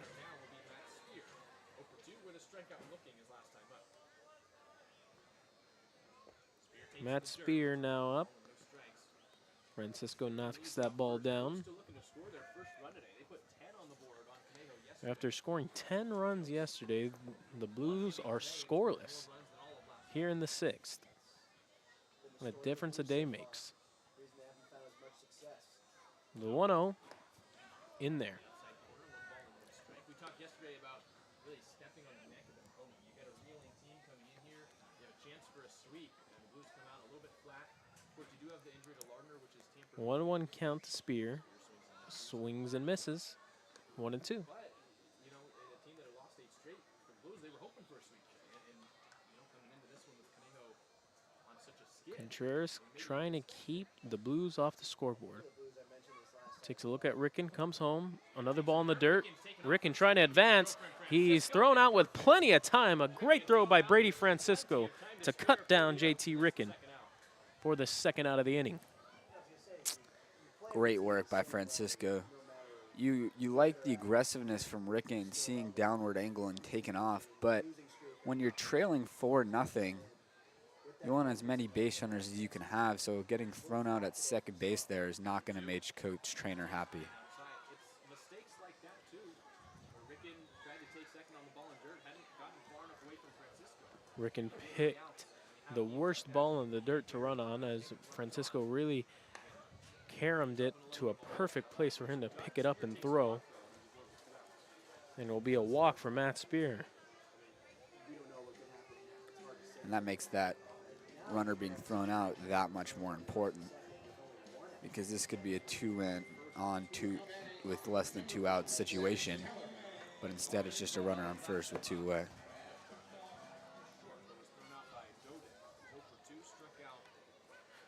The DH now, Zach Tollerman, looks at a first pitch ball well off the plate. Contreras looks over at Spear, the catcher, no lead to speak of. That one's in the dirt, takes a big bounce away from Francisco, and he has no chance there. Spear advances on the pitch. And again, you have to bring up JT Ricken getting thrown out at second. It could be 2nd and 3rd with only 1 out for the Blues. Yeah, that decision's just looking worse and worse by the minute.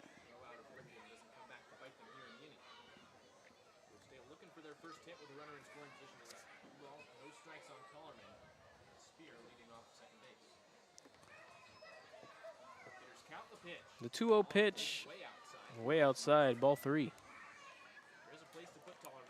Contreras in danger of allowing the inning to continue for Jason Hansen.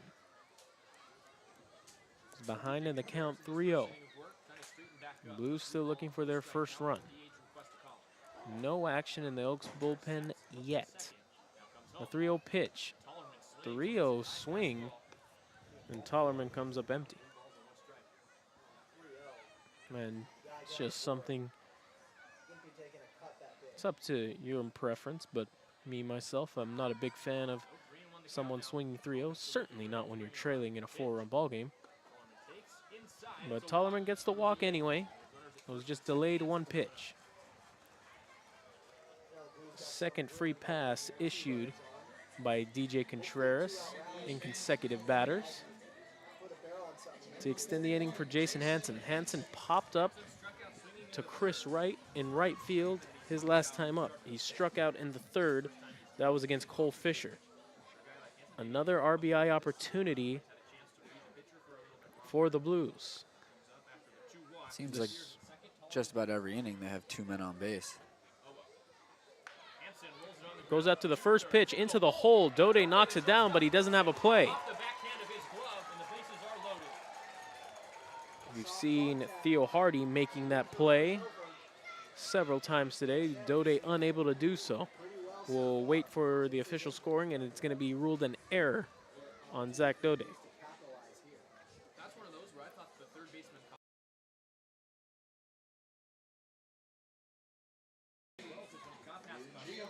That extends the inning for Giovanni Blanchette.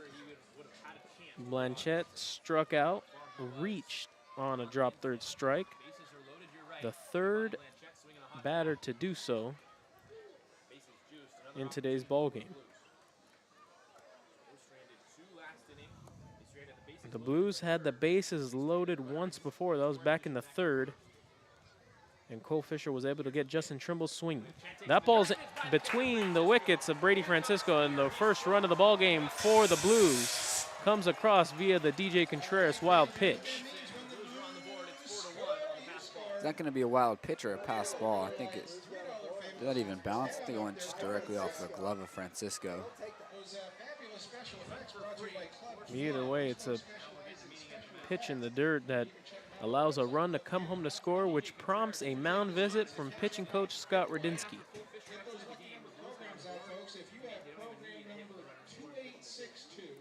He's probably going to tell DJ to keep doing your job. I mean, he's out of the inning. If Daudet was able to make that play.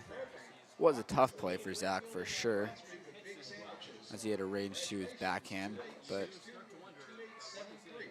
definitely one you would have loved to see him come up with, as Coach Rad jogs off the mound into the dugout.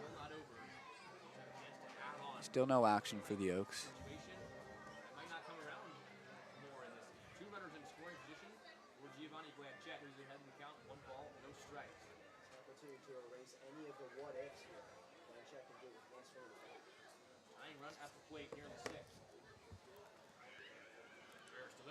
First pitch out to the mound visit, and it's popped up.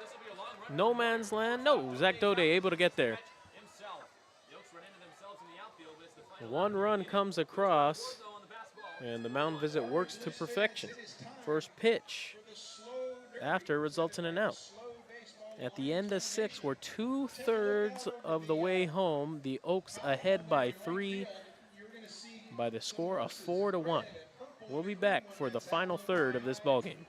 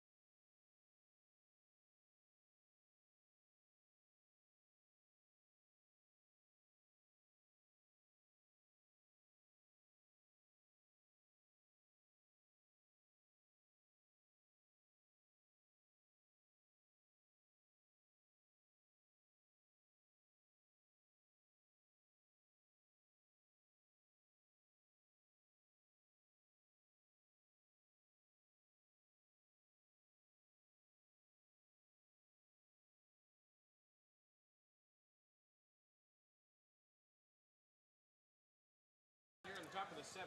Francisco, Durfee, and Costello. Back for the top of the 7th.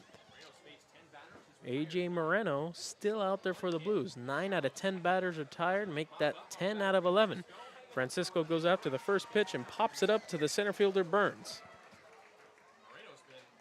Yeah, there's been a guy kind of throwing for the Blues, but why would you take out A.J. Moreno when he's just shoving right now? Absolutely mowing down this lineup. And as we saw last time Brendan Durfee was up, a pronounced shift. Old school now, MLB shift.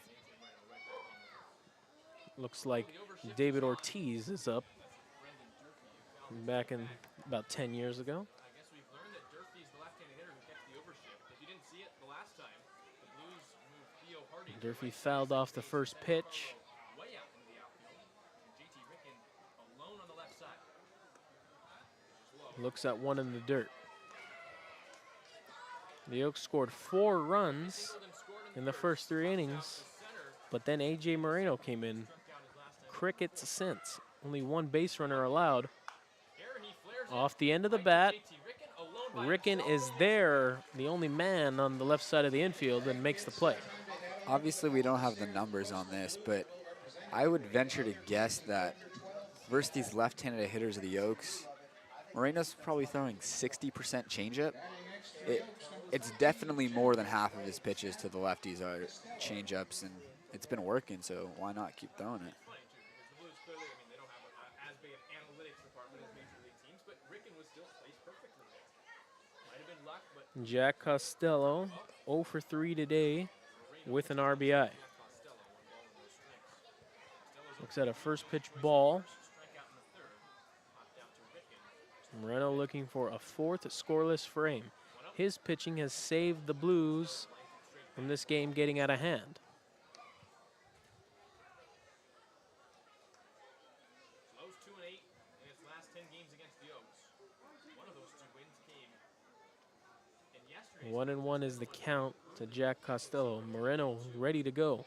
The 1-1. Popped up. Foul territory. Ricken going and makes the catch right in front of the Oaks dugout.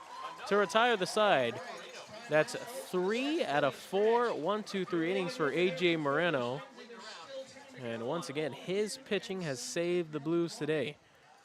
4-1 as we step aside. DJ Contreras still going out there for another inning of work as we step away for the 7th inning stretch.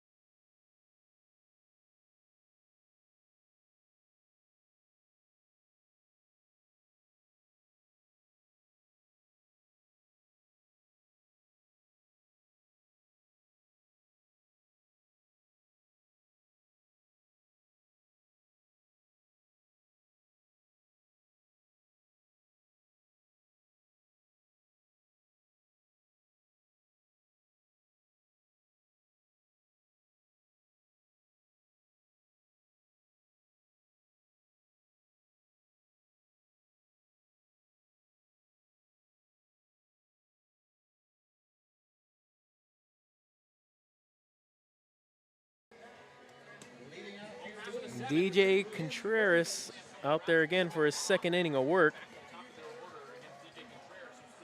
1 run came across to score.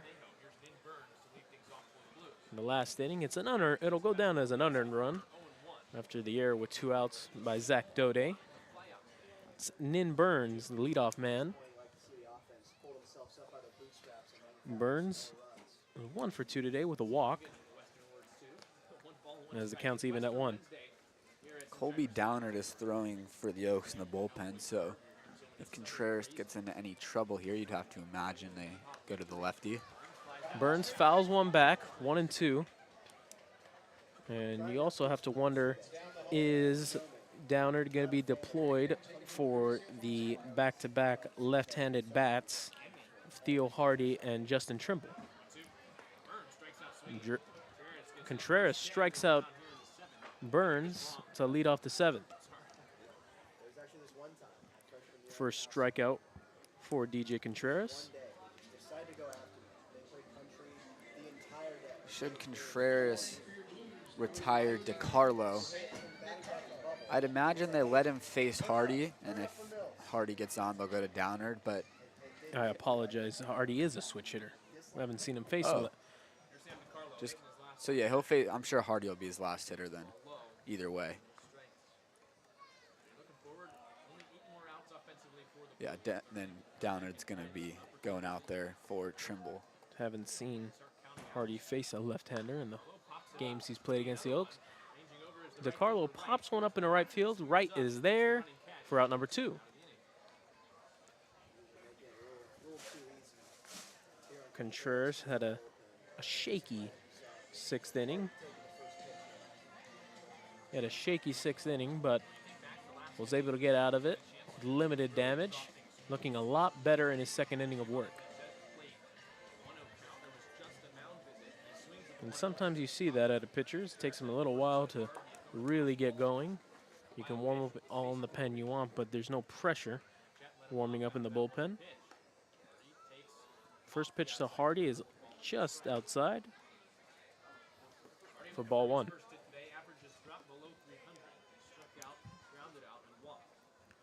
Hardy 0 for 2 today. He reached on a walk back in the 3rd inning. He's ahead of the count now, 2-0.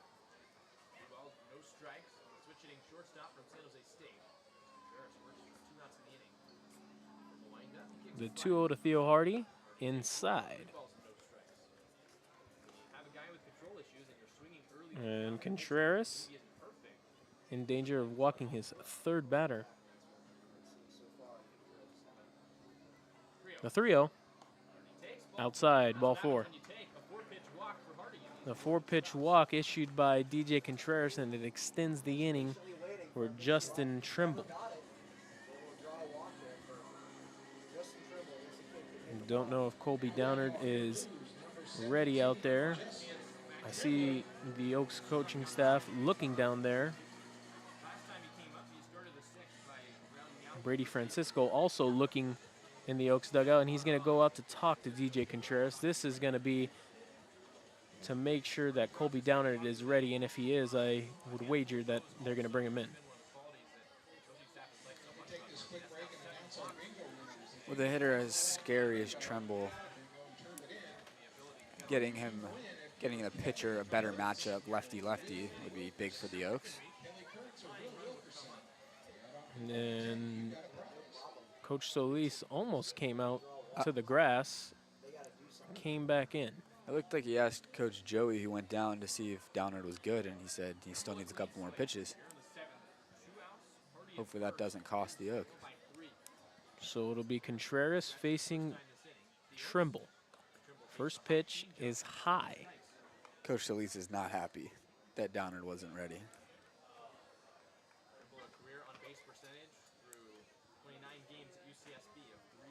We figured that Downard would be wanted to face Trimble, and we were right, but Downard just wasn't ready. And that's the 6th consecutive ball thrown by DJ Contreras. It's the 2nd one on that outside corner that I was surprised he didn't get the call on. But all you can ask for is consistency. Calls it a ball in the same spot both times. The 2-0 to Trimble. Rolled over to Zach Schwartzberg. Takes a high hop, but Schwartzberg able to handle it to retire the side. DJ Contreras gets the Oaks out of trouble. And at the end of 7, the Oaks still ahead, 4-1.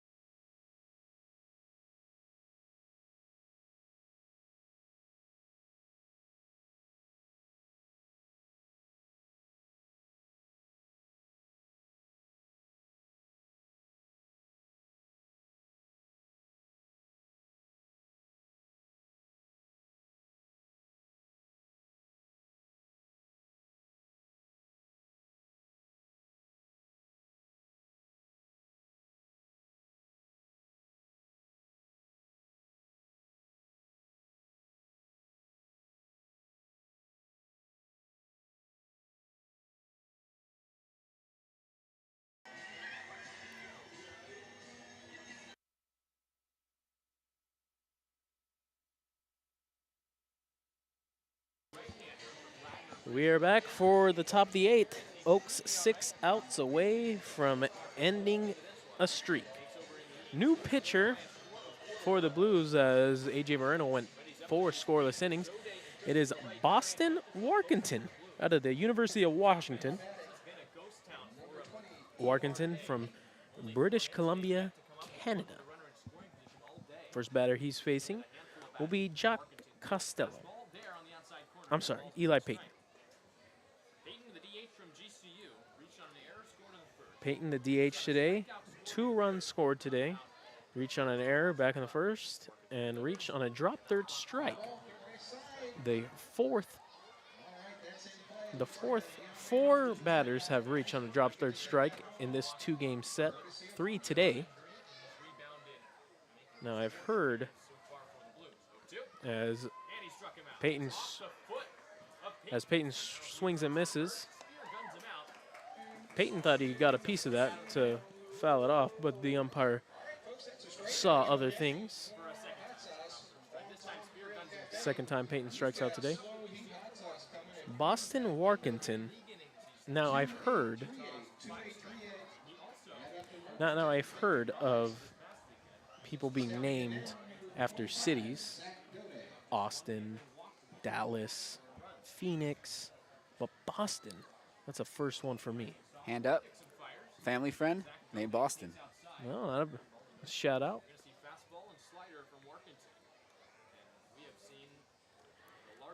It's Zach Daudet up. He's 1 for 3. RBI single and reached on an error back in the third.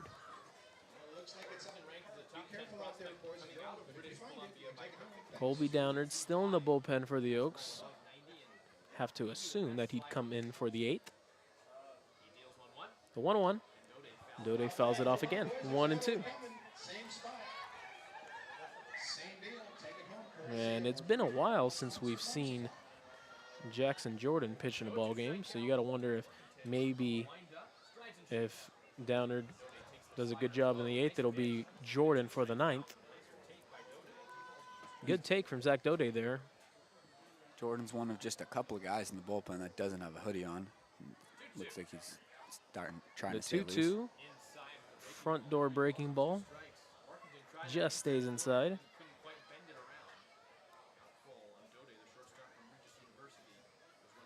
3-2 to Zach Daudet. Swung on and missed. 2 batters, 2 strikeouts for Boston Warkentin.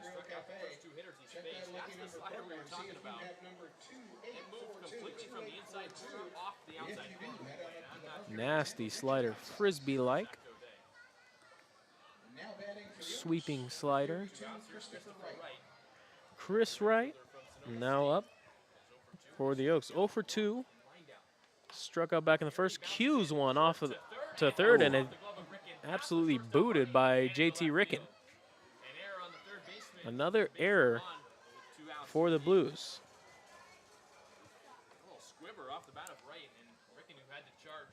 Third error of the day for SLO and the 4th overall. Not a very clean ball game. It hasn't been a very clean couple of days. Nope. A lot of errors, a lot of walks, a lot of hit by pitches. It extends the inning for Drew Smith. Chris Wright trying to advance off the ball in the dirt, and he's able to do so. Spear not able to handle that pitch, and it squirts away, and Wright takes advantage. Turns into an RBI opportunity for Drew Smith, and it seems like we mention this every time he's up, but Drew Smith trying to get himself out of this funk.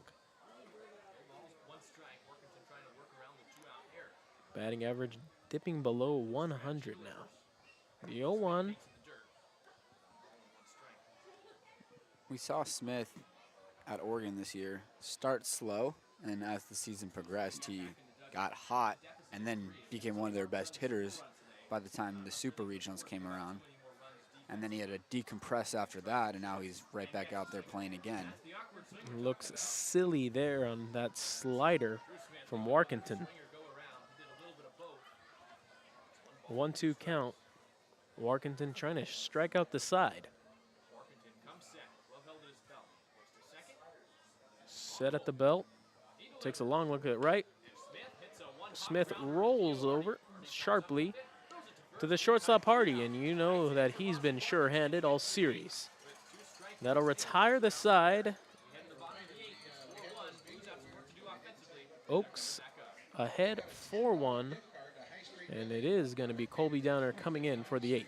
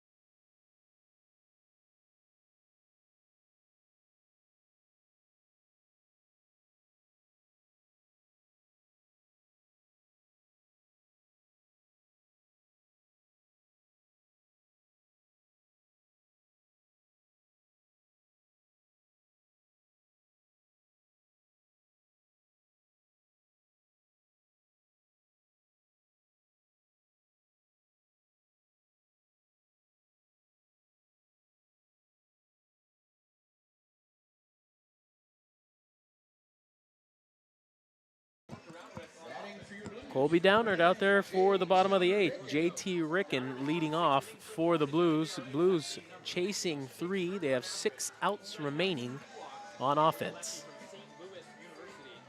Colby Downard struggled his last time out. Really had command issues last time. Seems like a while ago since he last pitched. First pitch in there for strike 1. Downard not going to light up the radar gun by any metric. More of an off-speed pitcher. And last time out, he just wasn't able to throw that slider, that slur for strikes. Ricken shoots one down to right field, foul. You just won't use the term sweeper, huh? No. Respect. It's not real.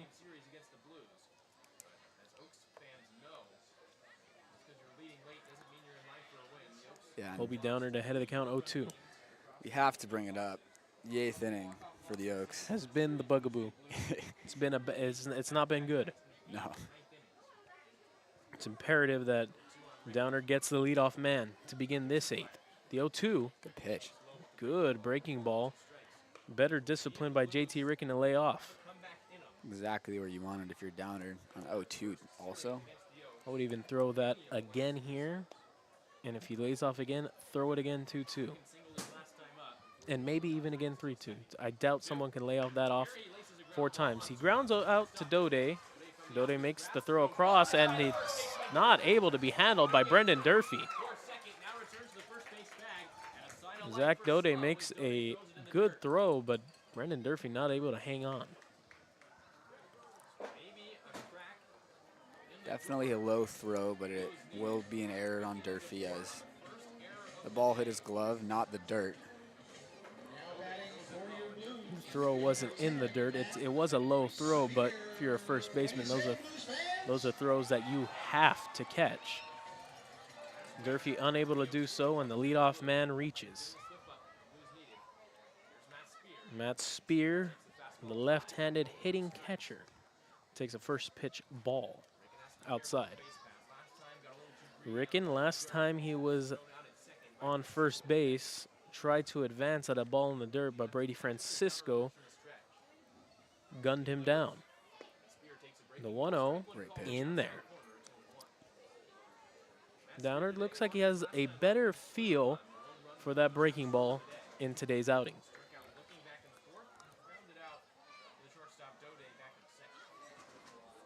I'm looking for another ground ball.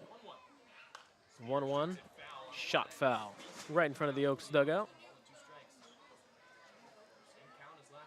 That's another one of the great things about this ballpark compared to some of the other CCL fields, that protection for the dugout. We see at Sparky Anderson Field, line drives and hard grounders go into the dugout all the time, and players have to jump out of the way, but here they have the net to protect them. Downard's 1-2, just off the outside corner. 2-2 count for Matt Spear. The late innings have been the kryptonite for the Oaks over this past week. Ricken leads off of first. Downard comes home with the 2-2, and the count runs full.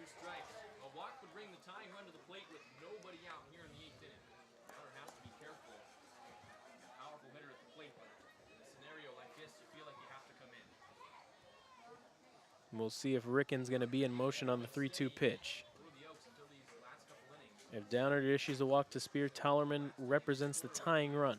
The payoff pitch, breaking ball, yes sir, right down the middle, and Spear stood there like a house on the side of the road. It's the first out of the inning, could be two, but the error from Brendan Durfee allowed JT Ricken to reach.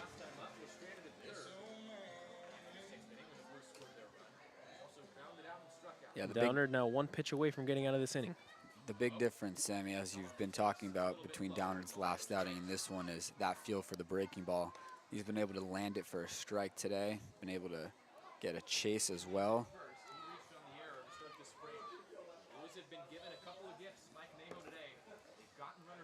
5 errors in today's ball game. Check swing, foul.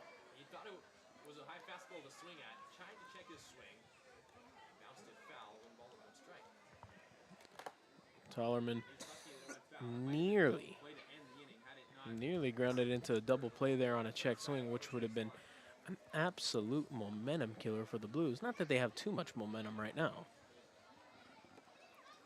Getting a leadoff base runner, though, was pretty big for them.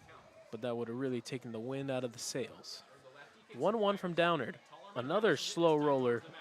Downard's only play is going to be at first, makes a strong throw, and Durfee's able to home onto that one for out number 2.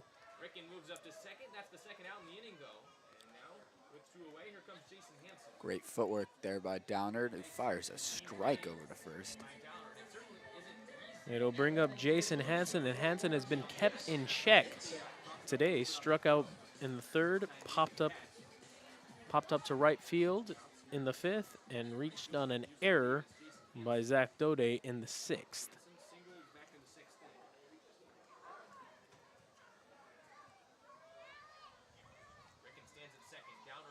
First pitch, fouled back.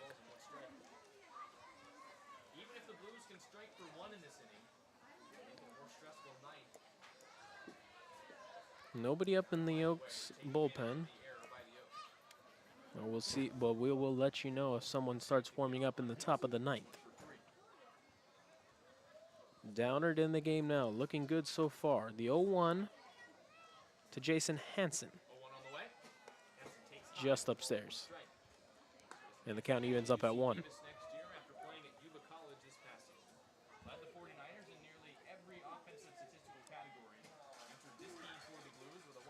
Ricken at second, nobody holding him on. Any ball in the outfield would score him easily. The 1-1 from Downard. Popped up, center field. Moyer is under it. And the Oaks are 3 outs away from ending the 8-game losing streak. At the end of 8, the Oaks out in front, 4-1.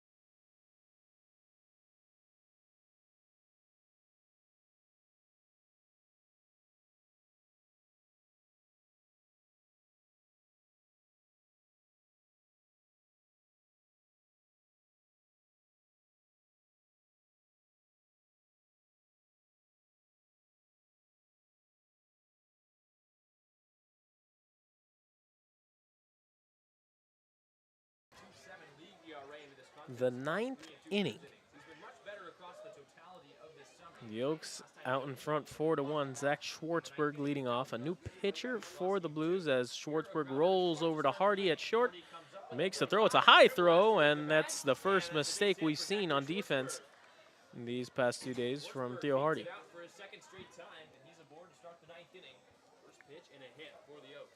I think that ball was just hit softer than Hardy was expecting. So as he came through it, he realized he didn't have as much time as he thought and just rushed the throw, and it pulled the first baseman off the bag. Looks like the official ruling is going to be a hit. Oh, okay. Mac Moyer, now that the lineup has turned over, is 2 for 4 today.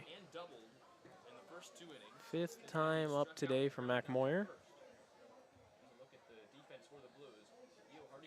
Been quiet since his first 2 hits, largely because of the spectacular outing by Blues pitcher A.J. Moreno. Moreno, 4 innings of relief, no runs allowed. That is the reason the Blues are still in this ball game. Gonzalez falls behind Moyer. Matthew Gonzalez, latest pitcher to enter the ball game for the Blues out of UC Colorado Springs. Hitters count to Moyer, 2-0. Moyer goes after it. Just rolls foul. I think he hit it off himself, fouled it off his foot. Could very well be right, Josh. Huh. Some little conversation between Theo Hardy and Zach Schwartzberg over there. Schwartzberg was talking to him as he was running back to first base. 2-1 to Moyer. Inside, ball 3. Some insurance runs here would be absolutely massive for the Conejo Oaks.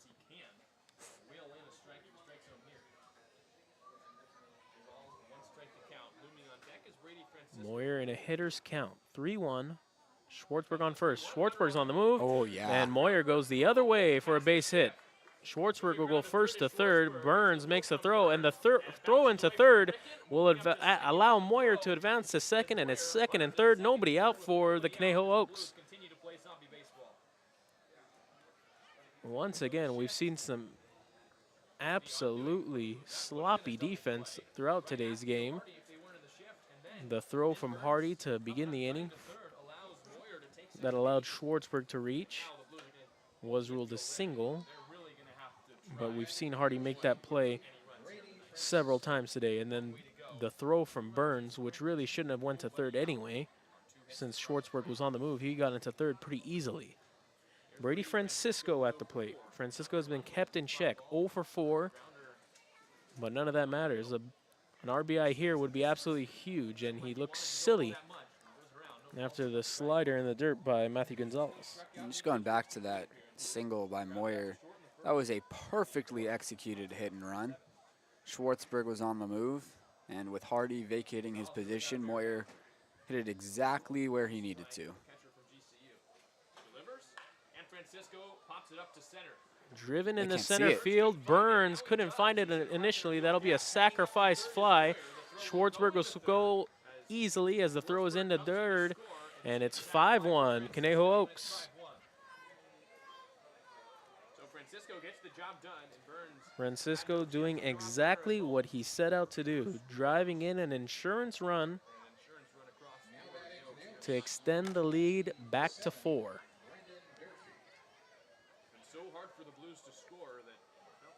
It's such a big run for the Oaks. You know, a 3-run lead is obviously solid, but going up 4 makes a grand slam. Just, that would be tied the game, not win it. Durfee pulls it on the ground to the second baseman, DeCarlo. Moyer advancing to third. 2 away now. So nice response from Gonzalez to get the 2 quick outs. And now he tries to do battle with Jack Costello, who's over 4, needing just 1 more out to get Now batting the Oaks, number 14, Jack Costello. 2-out RBI opportunity for Jack Costello. Costello drove a run in back in the first. He's 0 for 4 today. First pitch inside. So 2 hits in the inning brings the total to 7 on the day now for the Oaks. 4 for the Blues. Score on the scoreboard far different. It's 5-1 Oaks here in the 9th. The 1-0 pitch swung on and missed at a ball in the dirt. Gonzalez got him to chase that breaker out of the zone. And not only is Jackson Jordan in the bullpen, it also looks like Austin Carrillo is throwing. So that probably means he's going to be going in as a defensive replacement for the 9th. Breaking ball misses. 2-1 now the count. I haven't seen Jordan really throw that much. He's just been holding a ball. I wonder if they're going to trot Downard out there and just go to Jordan if he gets into trouble, or if Jordan's just been ready this whole time and I missed him throwing. 3-1 now the count to Jack Costello. On deck is Eli Paton. He's 0 for 4, but he's been on base twice. 4-run lead for the Oaks. Another potential run is 90 feet away. Costello would love to drive it in. Checks his swing, and the umpire makes the call himself at home plate. 3-2 count. No trail runner behind him. 3-2 count, 2 outs. He will be running on the crack of the bat. Gonzalez comes set. 3-2 to Costello. Inside for ball 4, and the inning continues for Eli Paton. Third with 2 outs. Here comes Eli Paton. A little bit of a troublesome 9th for Matthew Gonzalez. The Oaks have been his kryptonite. Eli Paton 0 for 4 today. A couple of strikeouts, but did come around to score twice. He reached on an error back in the first and reached on a drop third strike back in the third and also scored a run there. Another pronounced shift to Carlos in shallow right field. The first pitch to Paton is in there on the inside corner for strike 1. Trying something new here today. It's worked and it hasn't worked. Already still on Moyer took advantage of the shift earlier in the inning. Costello's on the move. The throw, and Costello is out by a few feet. Costello thrown out by Spear. That means Costello thrown out by Matt Spear. And we head to the bottom of the ninth. The Oaks 3 outs away from finally ending this losing streak. It's going to be Colby Downard coming out for the ninth. Jackson Jordan warming up just in case. We'll be back. Oaks out in front, 5-1.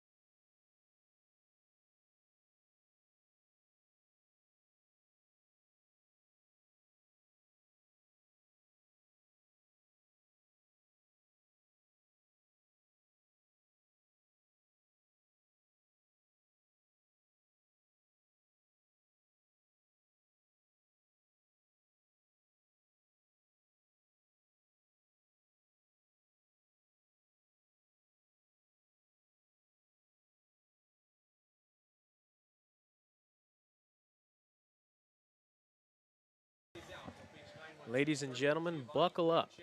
The Oaks are 3 outs away from winning a ball game. Colby Downard out there for the ninth.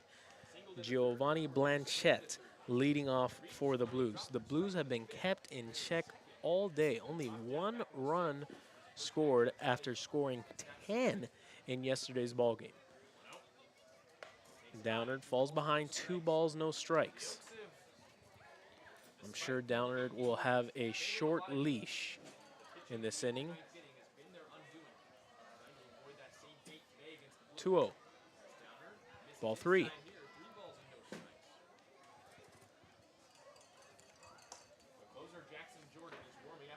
Jackson Jordan warming up.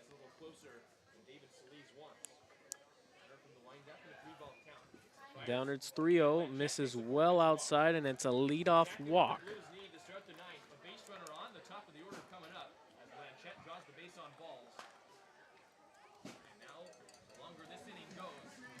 Nin Burns, the leadoff man, now in the box.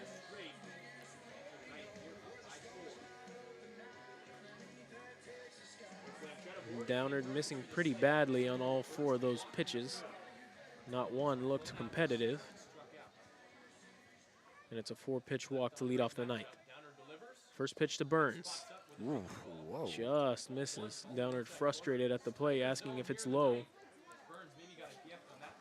I can't tell you where that missed, to be honest. It's a 1-0 count to Nin Burns. The pitch misses up. 6 consecutive balls to open up the inning from Colby Downard. Brady Francisco going to go out and talk to him, not only to calm him down, they're going to fix the mound a little bit, and then it also gives Jackson Jordan some more time to warm up. And that insurance run in the top half is looking like it's going to become even more important, because in this situation, he could potentially be 2 balls away from the tying run coming up to the plate. But luckily they're up 4 instead of 3 in this situation. The home plate umpire goes to break up the conference. Brady Francisco having some words with the umpire as well on their way back behind the plate. It's a 2-0 count to Nin Burns the second. Blanchette, no lead at first. The 2-0 is in there, and Downard is back in the strike column. Burns obviously taking all the way there with 6 straight balls to begin the inning. 2-1 and in Burns. Yep. In there again, 2-2. It was a good talk by Brady Francisco, calming down his pitcher as Downer has thrown 2 straight strikes since. Downer leans in, gets his sign. The 2-2. Yeah. Swung on and missed. Downard gets the first strike, and the Oaks are 2 outs away. Downard is 1 pitch away from potentially from getting the Oaks back to winning ways.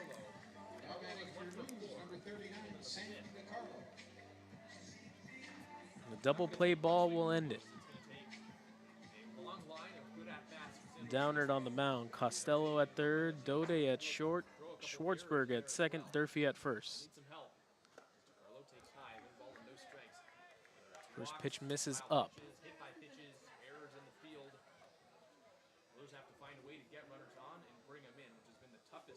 DeCarlo 1 for 4 today.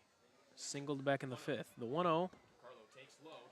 Low for ball 2. Second baseman from the University of Washington. He's hit the ball well today. Has the single, also lined out in the first inning to center field. Blanchette a bigger lead than he has been getting lately. The 2-0 pitch. Yeah. The outside corner, strike 1 call. Strike 1. 2-1 on the UW. 2-1. Saw the most batting, saw the most at-bats of any freshman for the Huskies this past year. The switch hitting Theo Hardy is on deck. 7 of them homers. Give me a ground ball. The 2-1 to DeCarlo. Ground ball to second base. Schwartzberg's only play is to first, and the Oaks are 1 out away. Ball was not hit hard enough for Schwartzberg to turn 2. And with the 4-run lead, he wisely goes to make the easy play at first. Blanchette's run does not matter. Hardy's run would not matter. The Oaks are 1 out away from ending an 8-game losing streak.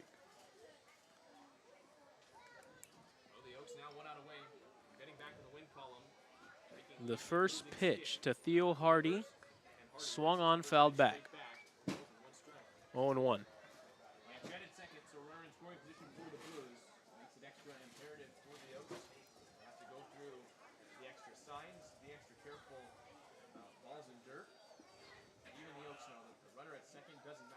You can almost feel it now, Josh.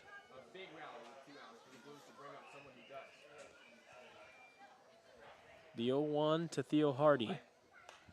Popped up, foul. Durfee ranging, he'll run out of room. Just over the bullpen fence. Gotta wonder what was going through Brendan Durfee's head if he saw the win right there. The Oaks are 1 strike away.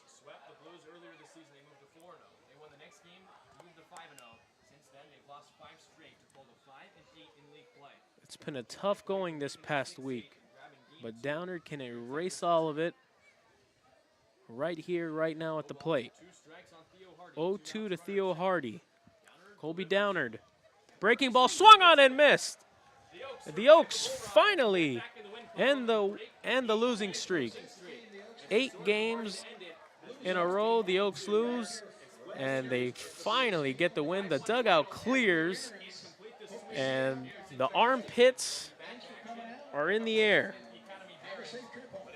The Oaks win 5-1 with some great pitching. Cole Fisher, 5 innings pitched. He gets the win. 3 hits, 2 walks, 7 strikeouts, no runs allowed. DJ Contreras and Colby Downard also used both men throw 2 innings in relief. 5 runs on 7 hits, 2 errors for the Oaks, 1 run, 4 hits, 3 errors for the San Luis Obispo Blues. The Oaks are back in the win column and will be traveling to Orange County on Friday night. For Josh Mechanick, I'm Sammy.